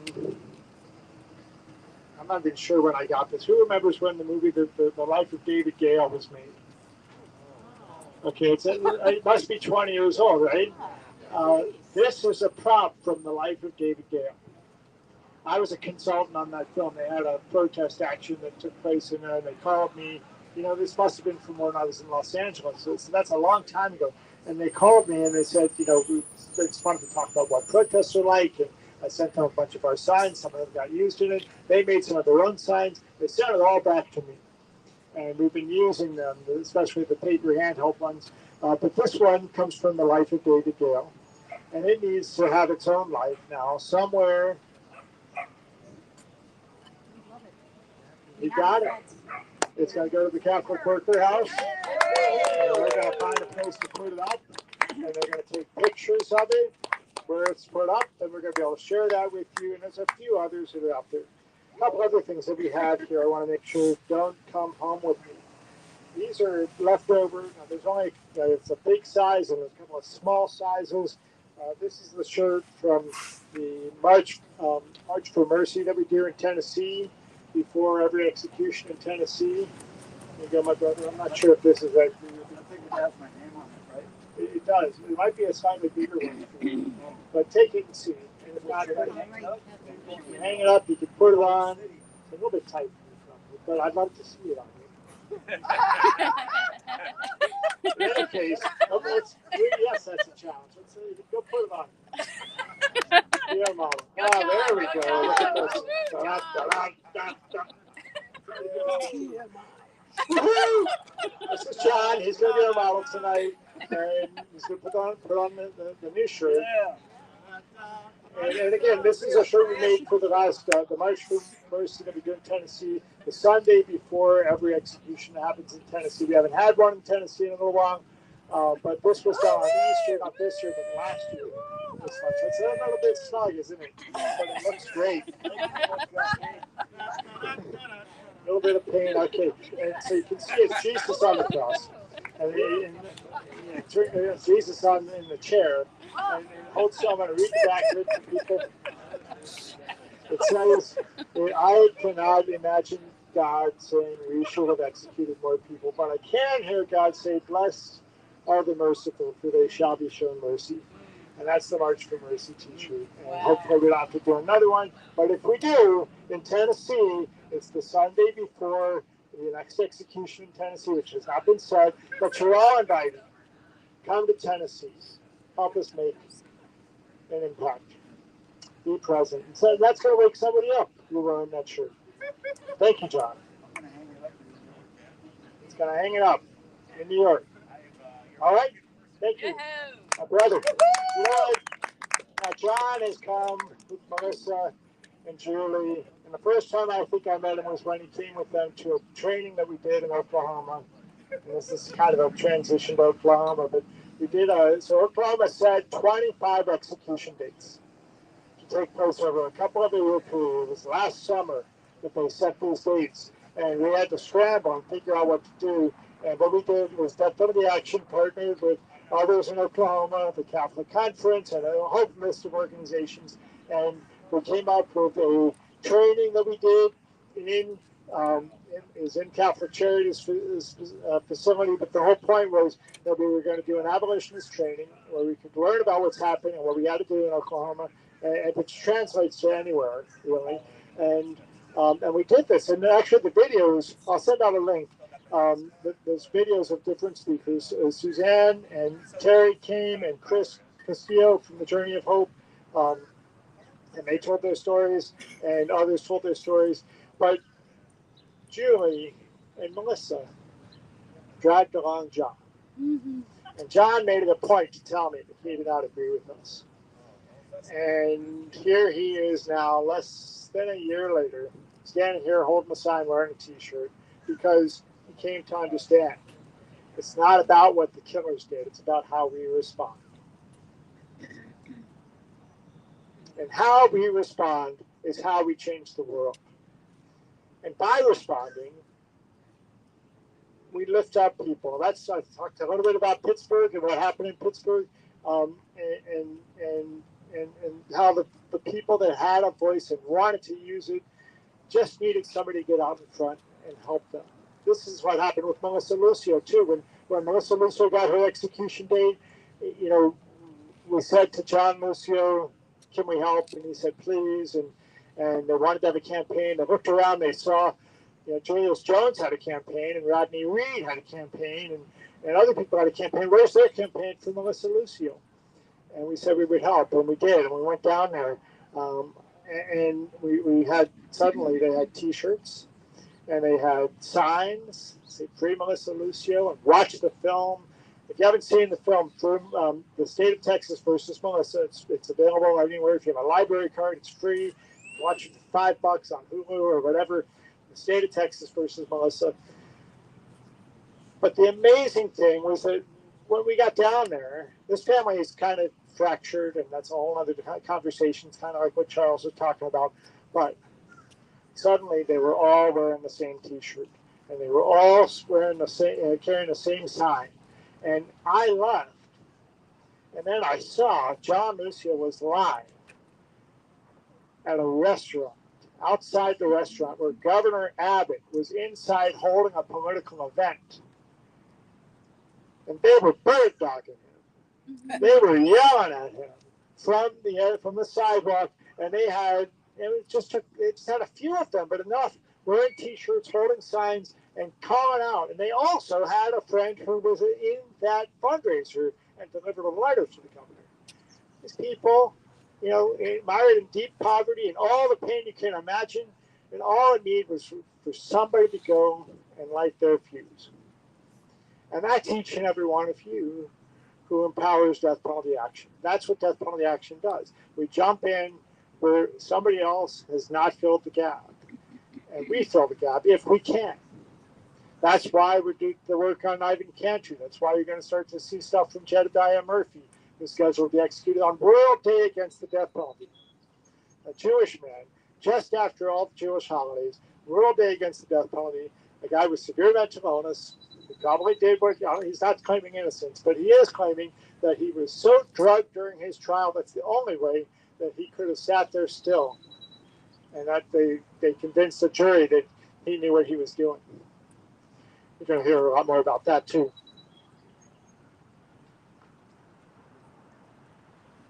It's Roger calling.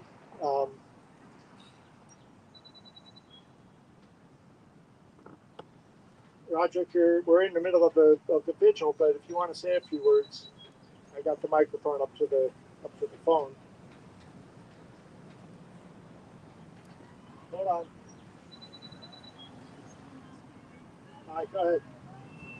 I would love to thank everybody for showing up support for truth, right, and justice, and to help this world be a better place. It's much needed.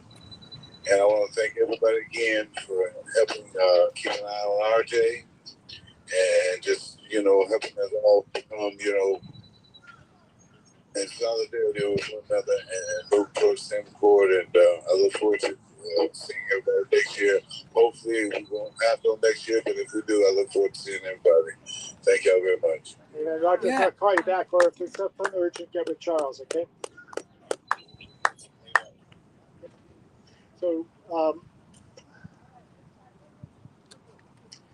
So this, I don't know how long this microphone's going to last, and if it cuts out, then we'll talk louder. But we're transitioning to Oklahoma, where the next execution there is a man named Jermaine Cannon, and he says it was self-defense. It's pretty heavy duty. I loved it. Take your time. I'm going to try to speak louder, and if you need to, come in closer so you can hear. I know it's windy and all that. But Jermaine Cannon is scheduled to be executed on July 20th, and so too is James Barber in Alabama. Now we got to watch the one in Alabama, especially. Oklahoma seems to have figured out its process. It's shocking that I'm saying that, but in Alabama, last July, they executed the guy that they had on the gurney for 3 hours, poking him, slicing him. We knew that he had prepared a final statement, and it's Joe James Jr., is that right? Yes. Yes, okay. Can't believe my memory is back. 3 hours. They took they transported the media witnesses and then held them in a van for over 2 hours, and they could see signs being held up by the prisoners in the windows, and they didn't know what was happening. And when they finally brought the media witnesses in and opened the curtains, Joe James Jr. was already sedated. They went through the motions. They said, "Hey, do you have a final statement?" And if he didn't move. And what this means is that they doped him up enough, they sedated him enough that he was still alive, but couldn't say what he was going to say, which would have been, "They've been torturing me for hours. They've been cutting and slicing and dicing me." And that's when we started the campaign that we have with Alabamans. The group there is Project Hope to Abolish the Death Penalty. We're going to hear from their events coordinator a little bit later on tonight on the forecast, which we do every first Sunday of the month at 9 p.m. on Zoom. Everybody that gets our emails and all of you who are registered have a link to it. We'll be doing that from inside. Alli and I, and also Reverend Dr. Jeff Hood, who wanted to be here. We'll be talking about what's happening and we created, and we have Dawson Hicks on, who's the events coordinator. He's putting together a 30-hour vigil to take place in Alabama on July 20th. And why do we need a 30-hour vigil to take place in Alabama on July 20th? Because after, not the Joe James execution, but the following two executions were 2 times in a row. The state of Alabama, incompetent execution team, not trained to do this in a proper medical way, cut and poked and cut and poked 2 different prisoners, and then ran out of time because the death warrant expired at midnight. And they ran out of time and had to send those prisoners back to their cells alive. This is only the 3rd and 4th time this has happened since 1947. So the last 3 executions, 1 botched and 2 failed. Those prisoners are still alive. And we're going to see what they do in Alabama on July 20th, because one of the things we're hearing is they might try nitrogen hypoxia, which has never been used. The gas chamber, never been used in this way in this state or in this country. Several states have gas chambers. That's using Zyklon B, cyanide gas like the Nazis used. This is using nitrogen hypoxia, which people die from nitrogen hypoxia regularly. You get stuck in a grain combine or something and suddenly you're smothered. That's the kind of death that they hope it will be, and we will see what it turns out to be when they finally get a chance to try this. But that's what we might see July 20th. Jermaine Cannon, James Barber on July 20th. I don't even know on August 3rd, there's a man being executed in Florida. That date just came up. Ron DeSantis has decided he's going to try to match Donald Trump's killing record because he's running up against Donald Trump, and he's got another guy on. This guy, I'm blanking on his name, but he's James Barnes. James Barnes. James Barnes. Barnes. Yes. James Barnes, thank you. Has waived his appeals, has asked his attorneys not to do anything, has not wanted to challenge anything. He is getting not an execution, but a state-assisted suicide. By not fighting, he's taking advantage of that which is offered only to condemned prisoners, a state-assisted suicide. He could fight. Chances are, the way this court is, even if he fought, he's probably going to lose. And that's what prisoners are coming to understand. That's what we all have to come to understand, which is what brings us back to Oklahoma, where on September 21st, Anthony Sanchez is scheduled to be executed. Now, I wish that Reverend Dr. Jeff Horn was here to tell this story tonight, but he is among those who got caught up in all the travel mess that's going on in this country.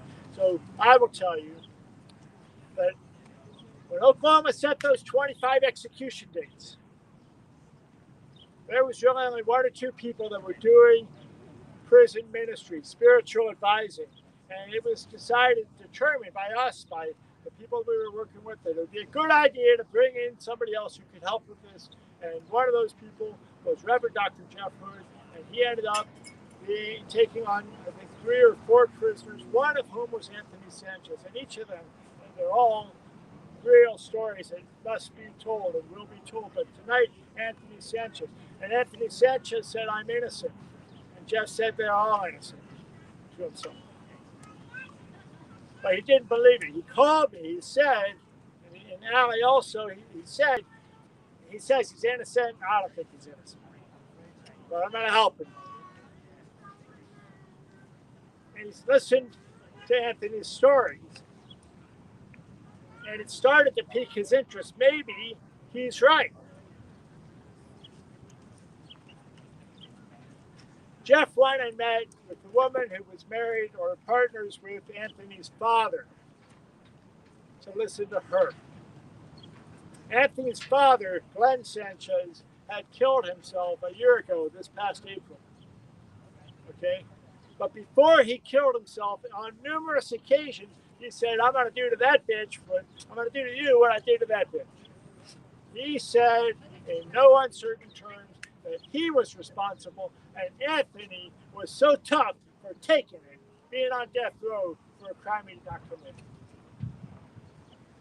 Anthony did not want his father implicated, but now his father is dead, and so we can talk about it. Well, guess what? Jeff took this to Anthony's attorneys, Mark Barrett, Randy Coyne, and they basically said, oh, yeah, we tried to investigate that. The court, we asked the court for money for more investigation, and they didn't give it to us. Sorry, there's nothing we can do. Jeff called me and said, we've got to gather this evidence. We need to hire an investigator. We need $10,000. It's a Sunday morning. I sent a text to my friend.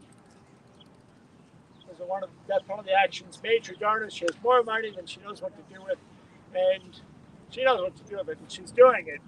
But she has a lot of money. Let's put it that way. Within half an hour, I had a text message back that said simply, yes. I asked her for $10,000. I was thinking she might give us one or two. We'd have to do a whole campaign and all that involves. But she said yes. So suddenly we had $10,000. We hired an investigator. Well, we set that down there. Went through the attorney. He hired the right investigator. Mark Barrett hired the right investigator. David Ballard. Thank you. David Ballard is a guy that the state of Oklahoma hired to try to investigate Julius Jones and show that Julius Jones was guilty. So this is the state's guy. He testifies for the state regularly. I don't know what he came up with about Julius Jones. Doesn't matter. I think Julius Jones is innocent. Doesn't matter. The importance. This is the guy that the state uses. We hired him. We paid for him, and he found the evidence enough to convince him, beyond a certainty of a doubt, that Anthony Sanchez is innocent. What is this evidence? Number one, he's trained to look at DNA. And in the DNA, what we have is mixed DNA where there's a 30% match, both of the victim and Anthony. That doesn't happen unless it's screwed up. That suggests that they're actually related. There's so much more about the DNA. I'm not the expert on it, but I can tell you that Jason Flom is looking at it, and others are looking at it, and we're going to have a podcast, Jason Flom soon, about the DNA and about this whole case. What are a couple of the other things? The eyewitnesses. There were two eyewitnesses that gave police sketches that would accurately describe the victim and the person with her. And if you go to freeanthonysanchez.org or .com, freeanthonysanchez.org or .com, you go there, and right away you will see the police sketch next to a picture of Glenn Sanchez and Anthony Sanchez from that time. And you will see for yourself that the picture, the police sketch, certainly looks a lot more orderly, a lot more like Glenn than it does like Anthony. The shoe print, different size. The shoe print is a different size than what Anthony wears. There's more, okay? And the point is that because the lawyers weren't going to spend their own money, didn't have the confidence in their own client, didn't want to get involved, they backed down. They basically said, we're not going to, told Anthony just last month, we're no longer going to represent your innocence claim. We're just going to do the clemency and then we're done. It's shameful, but it's what they're doing. And that's why we've had to step up. Anthony is asked to fire these attorneys. He's been denied that right. So what he did 2 weeks ago tomorrow is he declared publicly, he wrote to the parole board, he said, cancel my clemency hearing. And he declared he's going to be pro se. He's asked the judge to allow himself to represent himself pro se, meaning representing himself. And he's going to continue with his innocence claim. And we're helping him. And we're going to need everybody's help to lift this up. So before we go tonight, I want to make sure that Alli comes up and tells us a little bit about Anthony and her relationship with him. But I want you to know that we're doing whatever we can. It was Pride in Oklahoma City last week, so we made up some special signs for Anthony for Pride. And the amazing thing, and this is how divinely inspired this is, it's a longer story, but I'll tell you that from something that happened a year ago at the Wild Goose Festival when Gary was there tabling and met Bo Ireland, who runs the Lazarus community, and created the space where we live at when we go to Oklahoma now. 5 steps forward, we ended up in a restaurant where the owner walked in, saw us sitting there eating, and said, "Hey, where's my shirt?" And I gave it to him, and I had a 5X ready right there. We gave it to him, put it on. Charles went out and got it. And then walking in, I'm saying, "Hey, do you know Connie Johnson, our board member, was a former state senator and a former candidate for governor in Oklahoma?" And of course he said yes. But walking in the room at that moment, walking into the restaurant with 3 women who run Urban Pride, and they're the sponsors of the main stage of the Pride Festival going on that weekend. And they saw us and they heard Connie Johnson. We love Connie Johnson. We all love Connie Johnson. One day she's going to be here too. And anyway, it ended up that they held up these signs on the stage at the Pride Festival and said, deathpenaltyaction.org, go there, get involved in helping stop these executions. And that came about because of a sign. Somebody saw a sign put up at a place doing tabling. You know, I made a little video today of some of the tabling. Chivas was out here just as he was doing all day, talking to people, inviting them to the table, and it was the perfect timing. So watch that video. It's on the Starvin for Justice Facebook page and Death Penalty Action Facebook page. And the whole point is that you don't have to have this whole kit. You just have to draw people to you and give them the opportunity to ask you what it's about and what they can do. Okay, that's what these materials are for. Alli, you want to say anything about I can say. Anthony Sanchez and anything else for a few minutes? This is Alli Sanchez. Alli Sullivan. Yay, Alli. Who serves as the communications associate for Death Penalty Action. Alli Sullivan. Thank you. I met Anthony about a year and a half ago. Many of you guys met Mike SueZann. I think he was here the first day of the fast and vigil. And over the last few years since I've been involved, Mike and I have corresponded to a number of the same folks. So Mike had heard about the innocence claim and reached out to me, and I started writing Anthony because that's what I do. I've written dozens of people.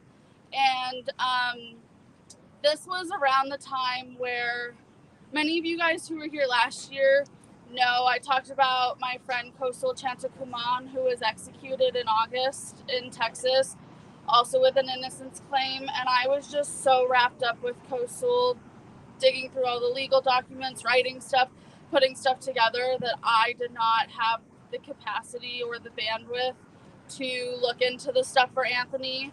I'm inclined to believe, like before I knew anything, I was inclined to believe that he was innocent just because of the person who I had met. And generally when somebody is innocent, like truly innocent, they're not cocky about it.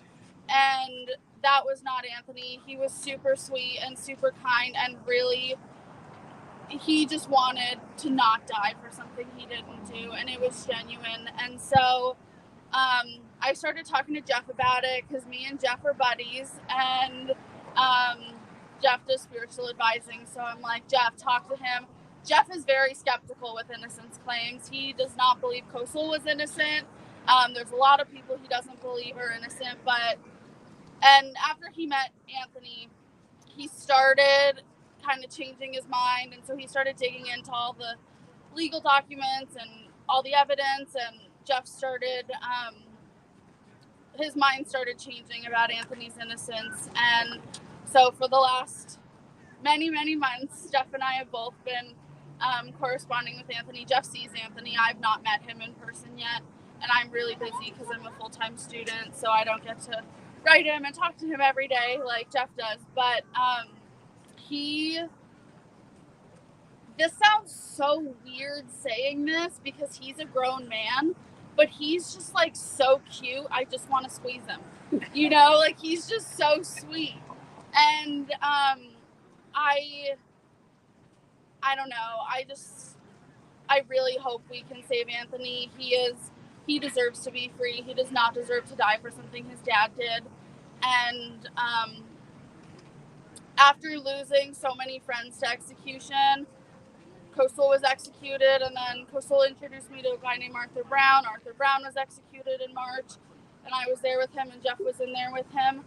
I don't know that I can lose Anthony on top of that, so I really just hope we can all come together and push this free Anthony Sanchez stuff. He deserves to be out here with us, and fingers crossed in a couple of years maybe he'll be out here with us, and he'll tell you his story for himself. So thanks, Alli. Thank you, Alli. So some of you are wearing Free Anthony Sanchez shirts. In a moment, when we break, we want to get a picture of all the people. Everybody's welcome, but especially the people with the Free Anthony Sanchez shirts. We want to have them up front so we can send this picture to Anthony and he can see that he was represented here at the U.S. Supreme Court. So I'm sorry we don't have enough for everybody, but that's how we set that up. But before we do that, we have myself a little bit more, and then Chivas is going to speak to us a little bit more, and then we'll do the pictures, and we'll talk about the rest of the night. But we do have to get it going. I'm going to wrap it up quickly because at 9 o'clock, we've got the forecast, which you're all welcome to listen to, and of course, we get the breakdown. But first, the other thing I wanted to share with you, and there's many. Phyllis, do you have a question? Oh, no. Okay. There's many things that I could share, and when I had this idea of going through our whole web page and just showing you all the different things that are there for people to use to take action. This is one of the challenges, and I know it's one of the things that make people around me go, oh my gosh, but something comes up that needs to be done, and I look around and wait for somebody else to do it, and they didn't do it, and finally I say, we got to do this. And one of the things that happened was the For Whom the Bells Toll campaign.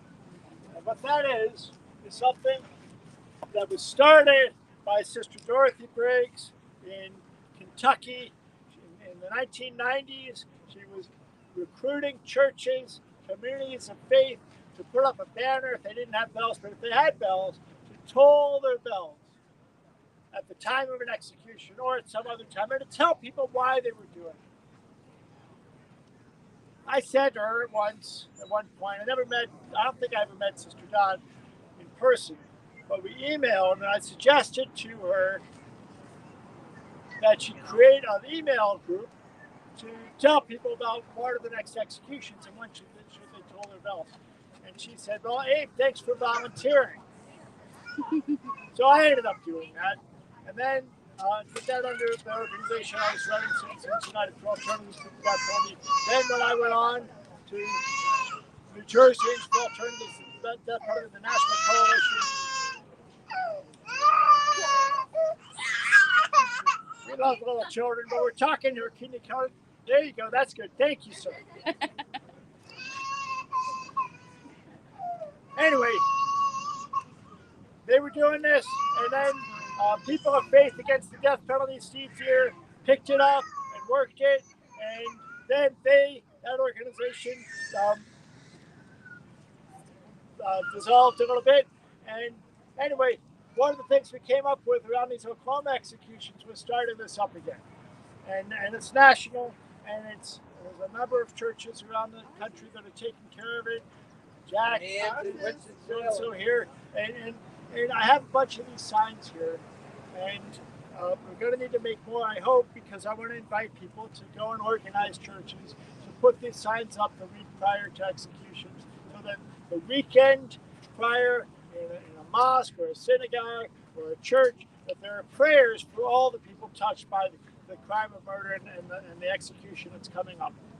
So that'll be the weekend before July 20th, and the weekend before August 3rd, and the weekend, and that whole week going up to the execution. And I think that it's a simple thing for people to do. And therefore, we've created the basics of it. There's some buttons here. There's signs both in English and Spanish. And if you would take them and promise to place them with the community that will use them, they're here for you free of charge to take. And if you would help us print more, we will do so. Okay? So that's what we need to do. That could be its own organization doing that. No organization is doing it. We're trying to do our best with it. I will admit, I come up with good ideas. We try to put it in place, and then it needs somebody to take it to the next level. And I'm ready to hand it to somebody that will work it if they can promise to do it, if I can count on it, if we can raise the money to make it happen. So that's just one. We need more help with our federal campaign, although we've got a great team working on it on the policy side, working on Congress, but we need people doing the organizing. And really, whenever you are, especially if we're working in states that don't have the death penalty, even if we are, we're going to need all members of Congress hearing from their representatives. Because it's something we can give people something to do. And Death Penalty Action has, right on the front page of the webpage, the tools to do so. Okay?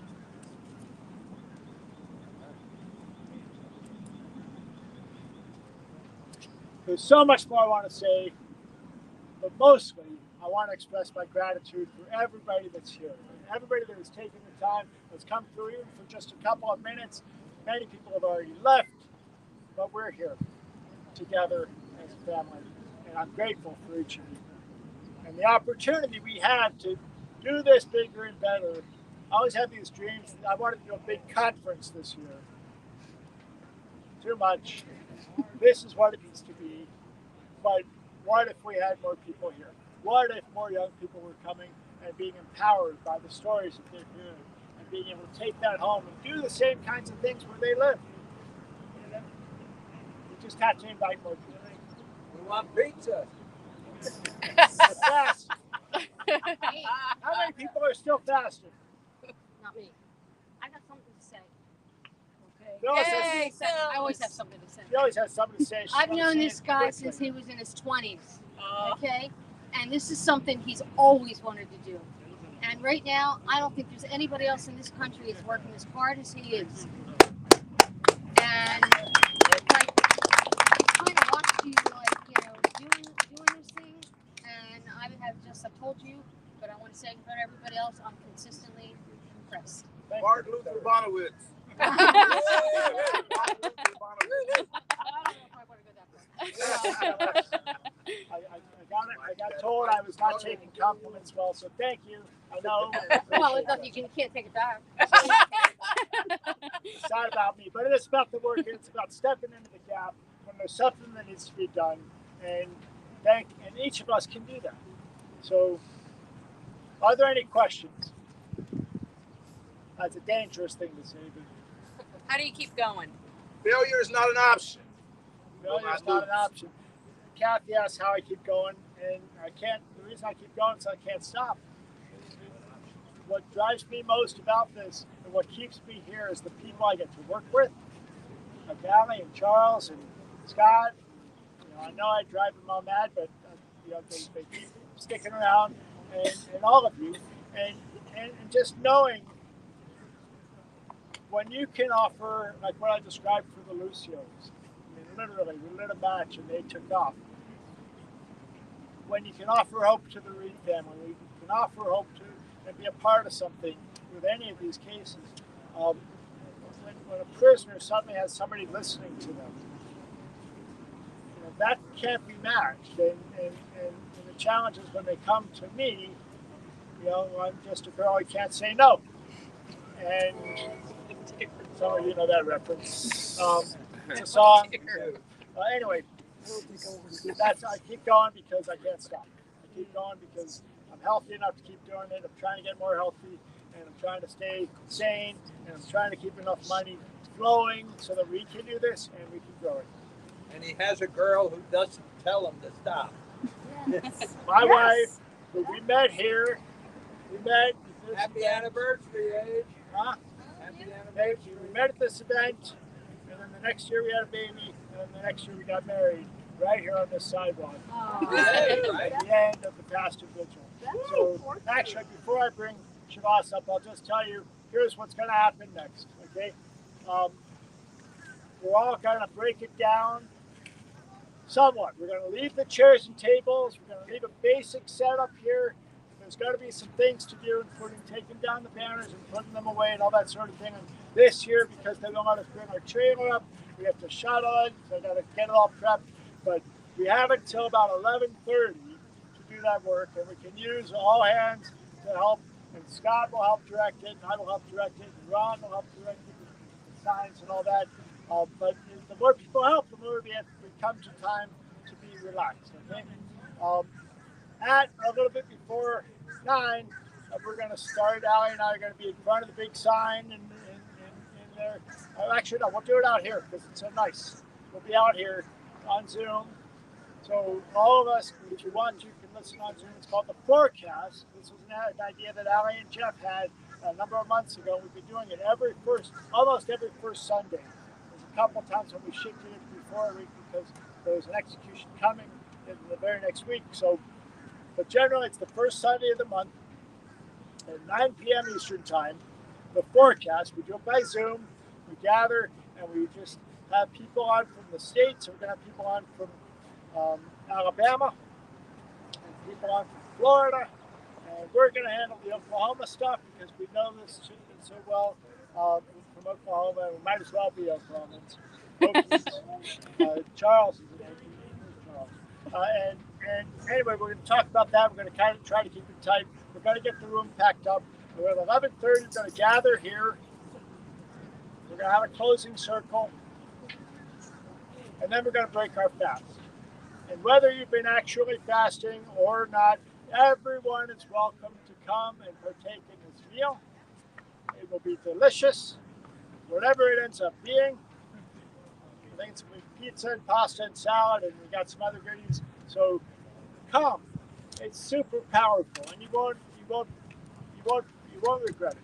If it's raining, we'll be inside the United Methodist Church.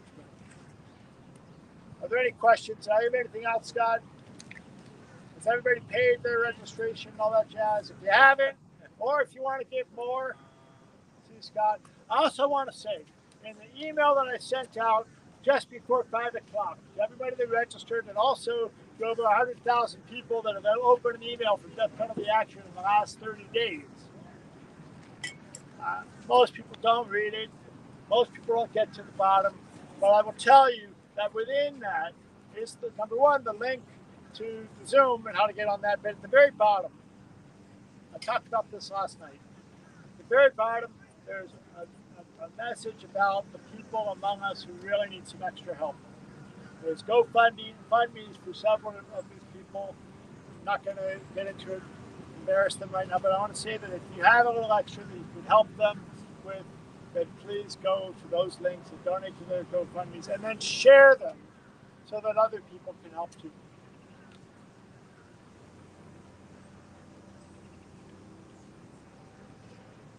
I'm grateful for each and every one of you, and I'm proud and honored and humbled to be able to stand here in leadership with each of you. And each of us, just by being here, are leaders. And I hope that you take that to heart and carry it forward. Take the picture. Sure. We're going to get the picture in a moment. But first, I want Chivas to come and give us some further reflection as we close out tonight's program. Good job, I know you can. Good evening, good evening. Good evening. Again, my name is Chivas Watson. Brother Malcolm X said in 1962 that the future belongs to those who prepare for it today. And that's one hell of a forecast. In 1962, 46 men were executed. Here in 2023, 45 are scheduled. 45 total. In Texas, I travel from city to city and I tell community members all over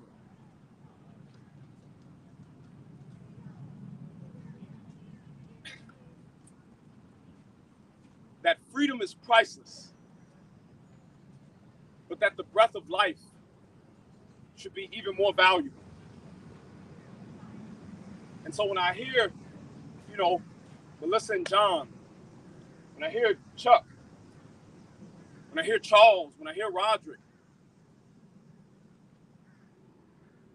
that's exactly what they mean. The breath of life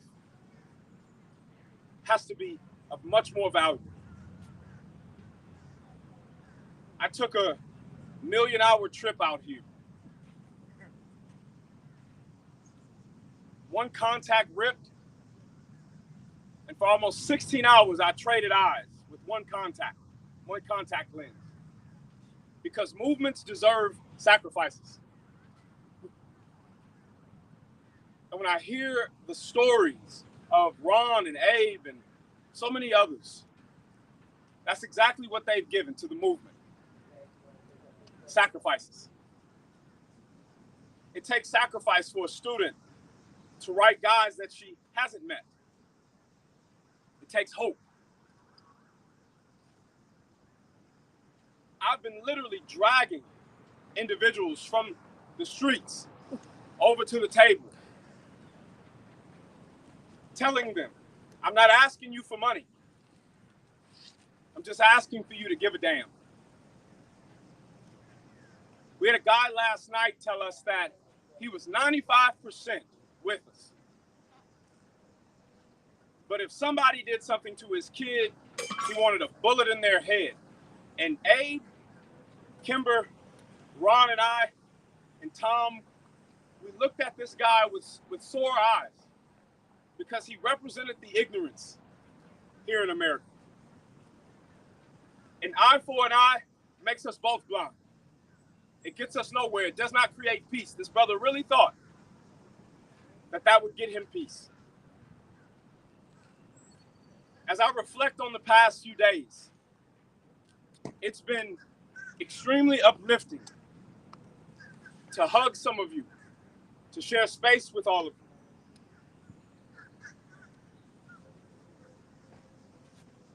I want to keep this going. I remember, because I grew up in the movement of reform. I grew up in the movement of overcoming oppression. And I remember knocking the doors in the 87th Texas legislature, and a colleague of mine, Maggie, she asked me if I'd ever heard of Melissa Lucio. Shortly thereafter, I met Abe and Charles, and they lit my fire. They lit my fire. And I see others that light their fire. Because again, freedom is priceless, but the value, the breath of life, must be much more valuable. When we talk about victims, when we talk about family members who have gone through the worst, I remember when I was 8 years old and watched my first murder,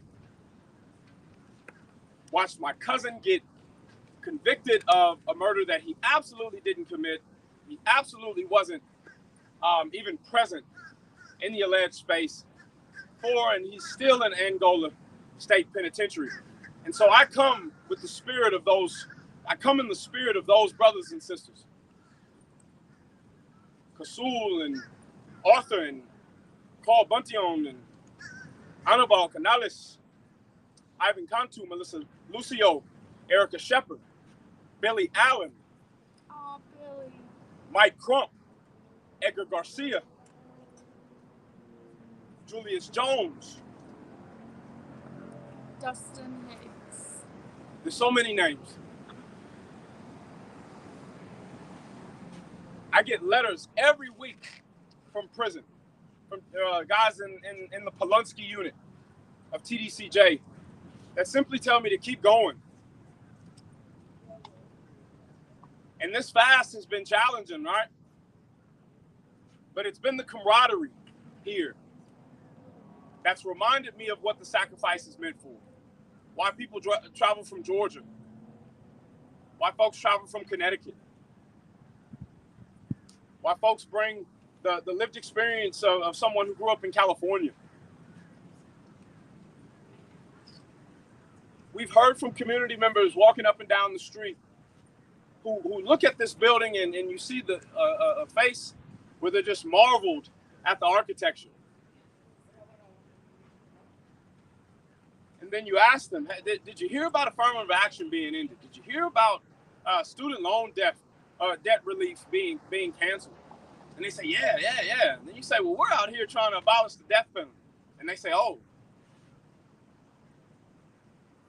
Fear lives in so many of us as Americans, but we must be strong. We must be strong in conflict. We must be strong in loss. We must be strong in the struggle because the work continues.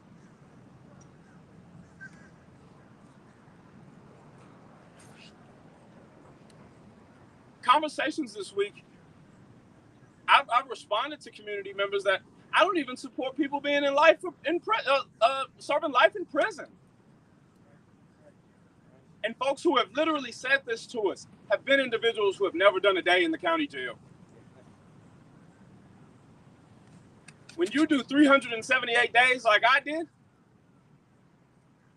or 18 years like Anthony Graves did, you simply want to come out and feel the air and get a second chance, get a clean slate.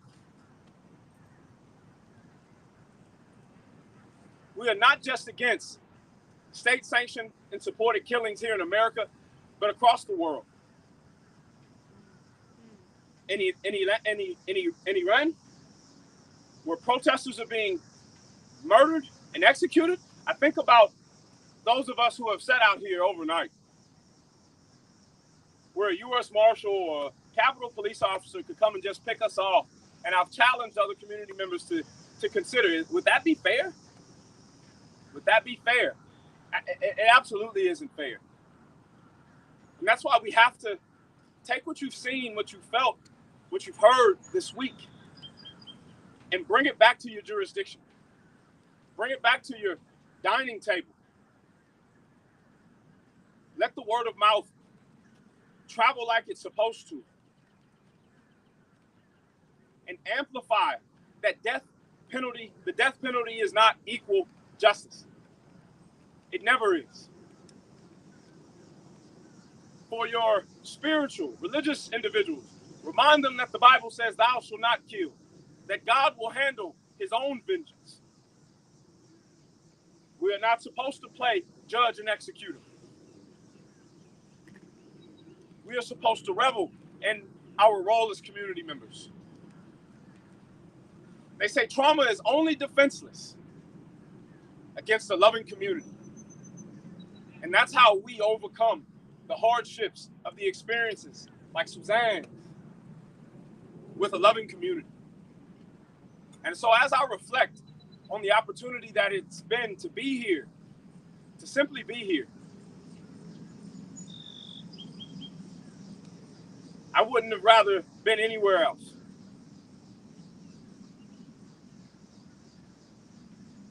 I hope for safety for you all, and safety, not just physical safety, but emotional safety. Because these are really challenging times. We must continue to think of the names that have been shared here that are simply innocent. And let that be the first fruits of grace, mercy, and forgiveness for those that are not stating that they're innocent. But they tell us of the horrible conditions on death row. In Texas right now, people are cooking. Texas is burning people alive. And so again, hey, death penalty action, I appreciate the space to talk, to share. And I leave you again with that the future belongs, it only belongs to those who prepare for it today. And we are preparing. We're preparing for it with vulnerability, with honesty, with concern, with care, with charisma and charm, with humor, with laughter, with friendship. And we're doing this together. May we continue to ensure that the states who have not abolished the death penalty understand why Michigan has done it. May we continue to come back here every year because the guys and gals on death row, they absolutely need it. Thank you again. Thank you. Thank you so much. I do want to know, we've heard from a number of death row prisoners that are thanking us for being out here. So know that too. All right, everybody come on up. Let's get a picture. If you're wearing a free Anthony Sanchez shirt, please put me up front so you can see that. Everybody's welcome in the background or together. Come on together. You can just lay that down, sir. Just lay it down. Abe, should I cut it? You can just pull it back and leave it on for a minute. Everybody, come on up. If you're wearing one of these shirts, let's jump in front. Yeah. Come inside if you're not.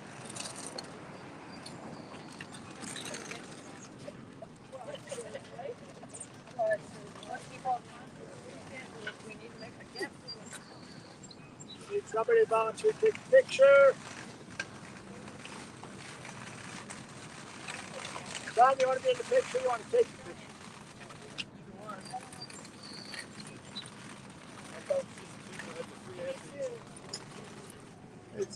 Everybody can be in the picture. Just take this picture for us.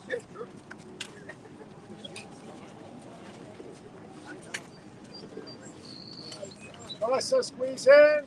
Jack, squeeze in. Actually, you good where you're at. Can you see us now? We'll take like 4 or 5. Okay, you want the whole building? Yeah, I want to see it. Just how it's composed right now. Okay. Thank you. Thank you. What do we want? Free Anthony Sanchez. What do we want? Yeah. What do we want? Free Anthony Sanchez. When do we want it? Now. Free Anthony Sanchez. Now. What do we want? Free Anthony Sanchez. When do we want it? Now. Hold on. All right. Don't go away. Hold on. Hold on. I took multiple pictures, so you can choose. They're all done.